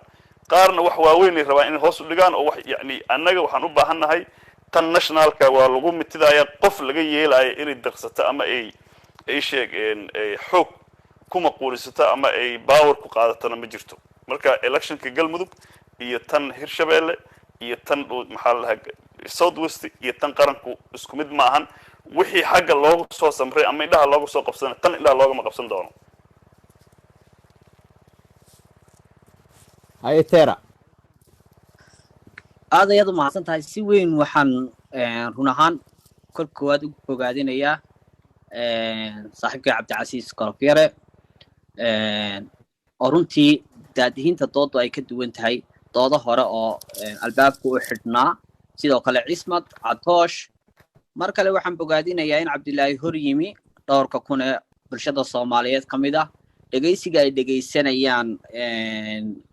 dadka faraha badan ee siyaasiyiinta leh ee wariyaasha leh ee haldoorka leh ee shacabka leh ee ganacsatada leh dhammaan waxaan ku bogaadinayaa inay dhegaysanayaan doodaha noocan oo kale ah cabdilaahi haddaan u gudbo cabdilaahi waa diblomaasi mar labaad waa taliyihii sirdoonka qaranka mar kale wuxuu halka ku joogaa siyaasi aan dhex ka ahayn mucaaradada iyo muxaafidada waa siyaasi mucaarada su-aashaan weydiinayaa kama gudbi doonto arrimaha ammaanka iyo doorashada mudane cabdilaahi sambaloosh waxaa socota olole soo bilowmay ama bishiisii saddexaad galay oo ku wajahan weerar aan loo aaba yeelin oo ciidamada ammaanka sirdoonka kuwa qalabka sidaa dalalka inoo soo tababaraya ah cabdilaahi shalay taliyihii sirdoonkaad ahay hore diblomaasi safiir soo maraad ahay seed u aragtaa mucaaradka beegsanaya ciidamada su-aashayda labaad cabdilaahi waxa dhacday maxay tahay ma jirto su'aal labaad teere su'aal labaad ma jirto su'aalay ku cismad iyo erkaadi maya ma jirto waxaan rabaa inaan annaga ku soconno hal wadiiqo oo xeera xeerka hadaayan laakiin dad iga horreeyay laba su'aalood bay weydiinayeen ma jirto su'aal labaad su-aasha ayoo kalo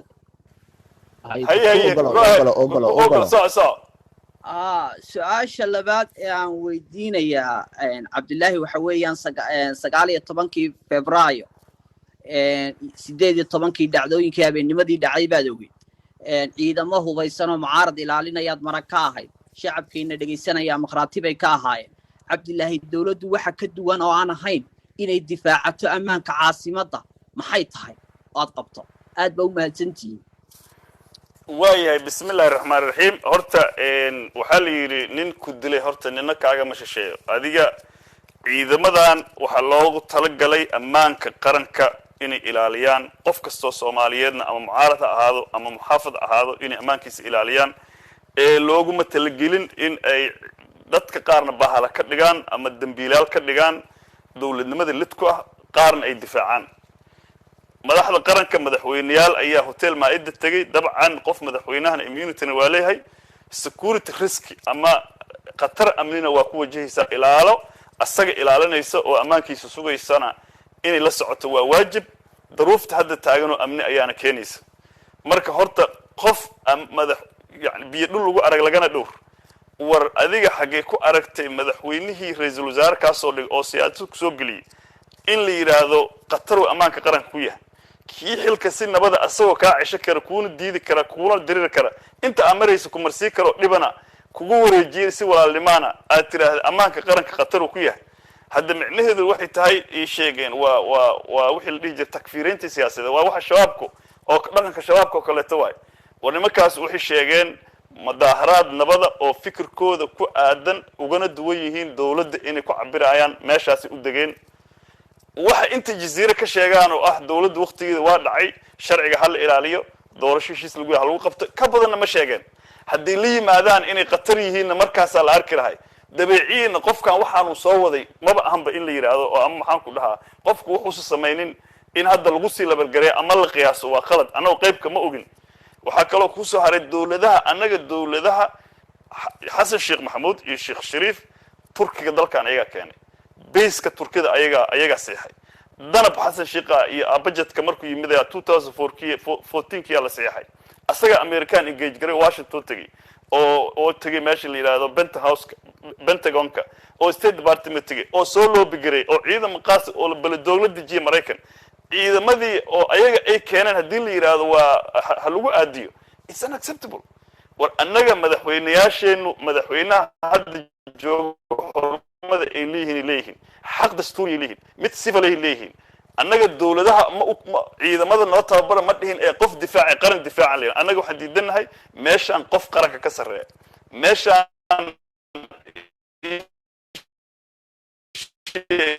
qof kasta ku guuleysta war siyaasadna waxay suurtagal ah laga qabtaa game kasta kuma guuleysan kartid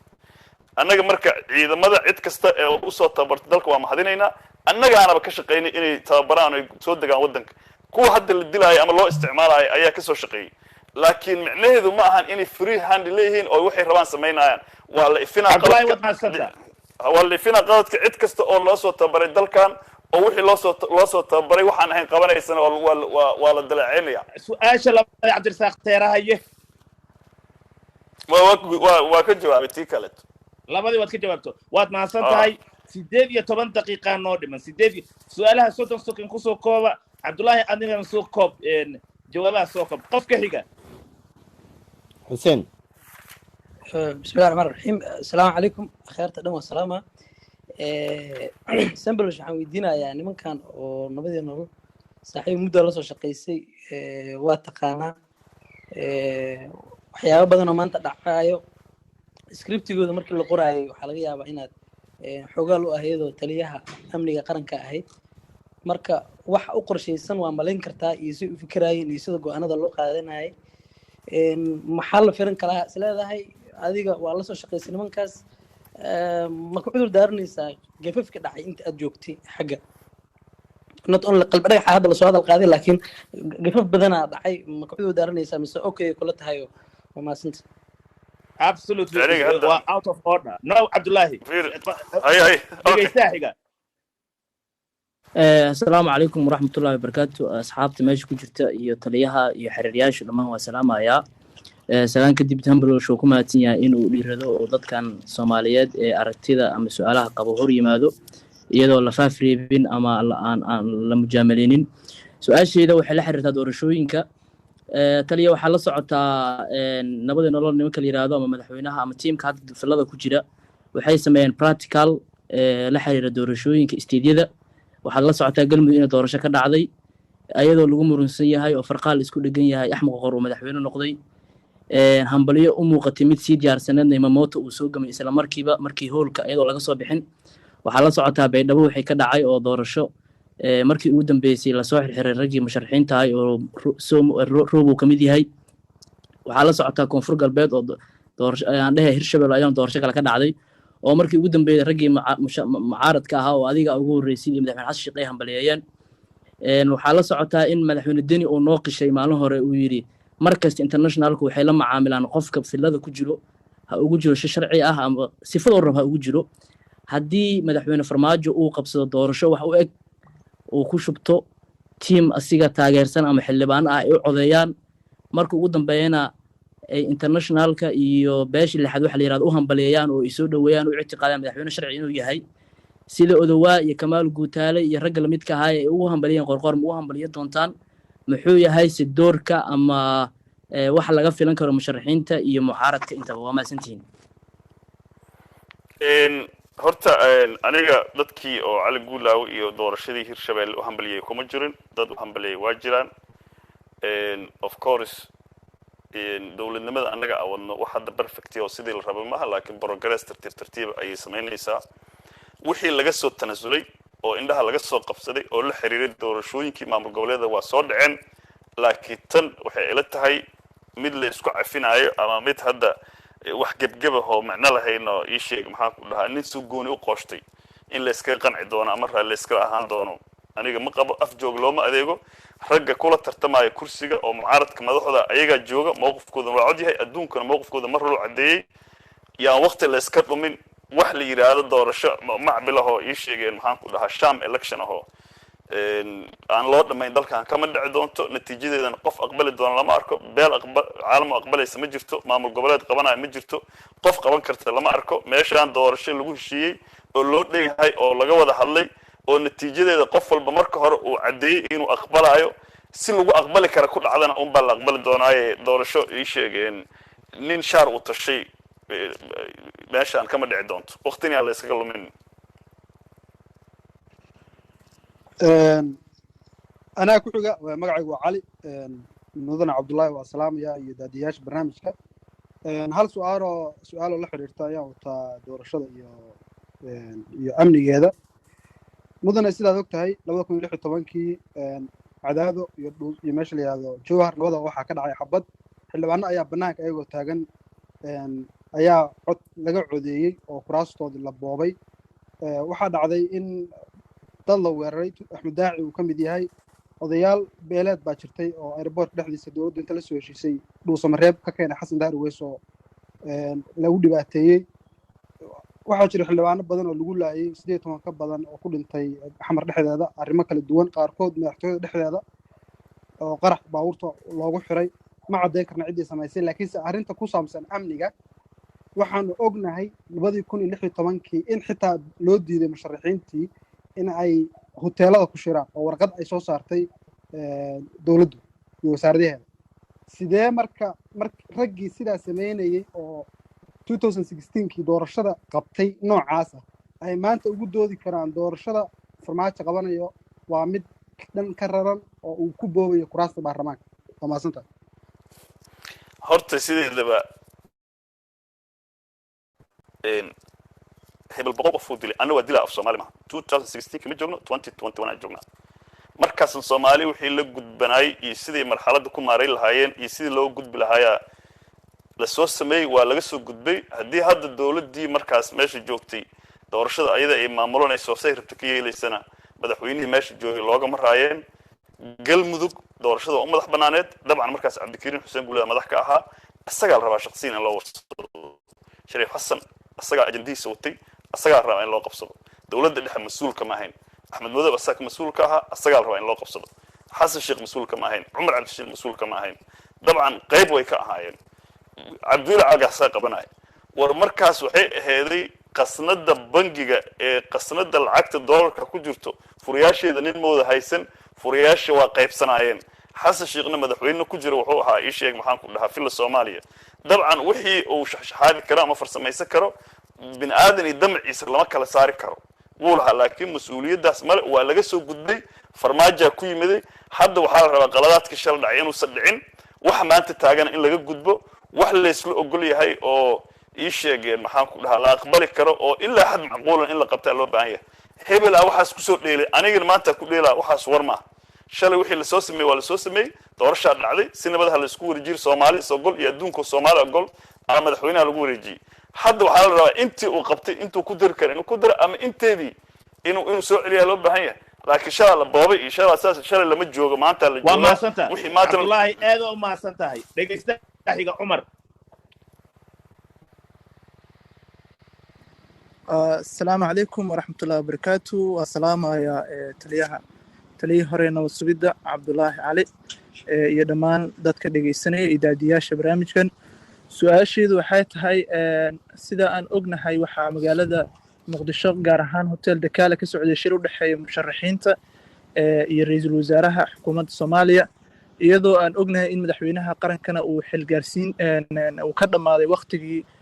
doorashadiisii 4 sanaad qodobadii marka shirkaas inta badan looga hadlayay ama culayska lagu saaray waxa kamid ahaa in taliyaasha xilka laga qaado isla markaana taliyaal cusub loo magacaabo muddada xilkaas u soconay hadii marka taliyaashii laga saaro hadii taliyaashii ciidanka xoogga dalka iyo NISA iyo intii la magacaabayba laga qaado xilkaas madaxweynihiina ay muddadii ka dhamaatay oo hadda uu yahay kusime ama uu yahay madaxweyne doorashadii la rabo inuu wadanka gaarsiiyo taliyaha waxa weydiinaya yaa kaloo magacaabi kara taliyayaashaas xilka laga qaaday boosko yaa buuxin kara isleedahay oo soo magacaabi kara taliyayaashaas midda kale haddii hoolkii doorashada aynan ku qanacsaneen musharaxiintii la tartamaysa madaxweyne farmaajo inay amnigoodii meesha ay taagtaagu ka jiro oo kalsooni badan lagu qabin in dowladda ciidamo ka socda ay hoolka doorashada oo kale ilaaliyaan aan kalsooni badan lagu qabin sidee markaas lagu qancin karaa oo ma ciidan laisku halayn karo oo hoolkaas ilaalin kara loo heli karaa waqtiga doorashada iyadoo aan ognahay doorashadii hadda ugu dambeysay madaxweyne maxamed cabdullaahi farmaajo kalsooni badan la sameeyey oo wax badan oo ay tabaniyeen markaa musharaxiintii tartamaysay laga bedelay meeshii hoolka uu ka soconayay oo ay ka mid ahaayeen in si waadixa loo arka dadka codeynaya oo kale in Ethiopia oo kale ay meesha ku jirto sida dadka qaar wararka u sheegayeen oo meesha ay u baahantay in shisheeyaha laga saaro waa lagu qanciyey musharaxiintii tartamaysay sida ay rabeen waa loo sameeyey soo gaabi walaalow soo gaabi hadda suuragal ma tahay in arrimaha ammaanka lagu qanciyo musharaxiinta inay hoolkaas sida ay wax u arkaan oo ay wanaagsan ay u tegi karaan ciidan amni ah oo hoolkaas ilaalin karana loogu qanco loo sameyn karo labada su'aal aan qabaan maasantiin dhammaantiin horta ay sheegeen dadka musharaxiinta waa dad macquula waa dad mas'uuliyiina waa dad wadkan soo maamulay wax kasta oo suurtagal oo macquula waa ku qancayaan waa reasonable waa dad open minded ah dad mara ku dhag ah ma ahan dad tooda kale oo caddahay ma ahan haddii laga wada hadlo oo niyad same muujiyo dabcan ciddii ammaanka loo xil saaray oo gacanteeda laga aamin noqon karana waa la ogol yahay taliyayaasha haddana waa soo sheegay su-aashaas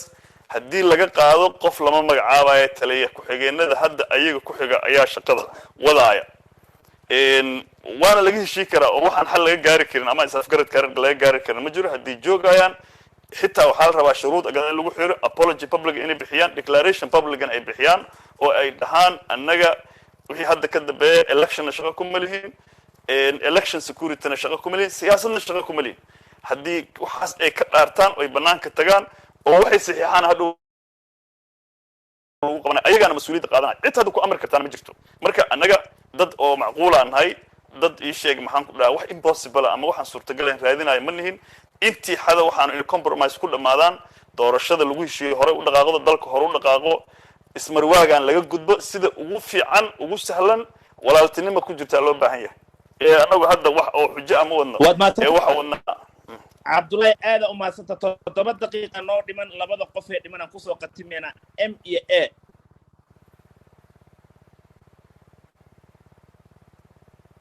bismillahi rahmaani rahiim agaasimaha wasalaam ayaa magacayga waa maxamed cajiib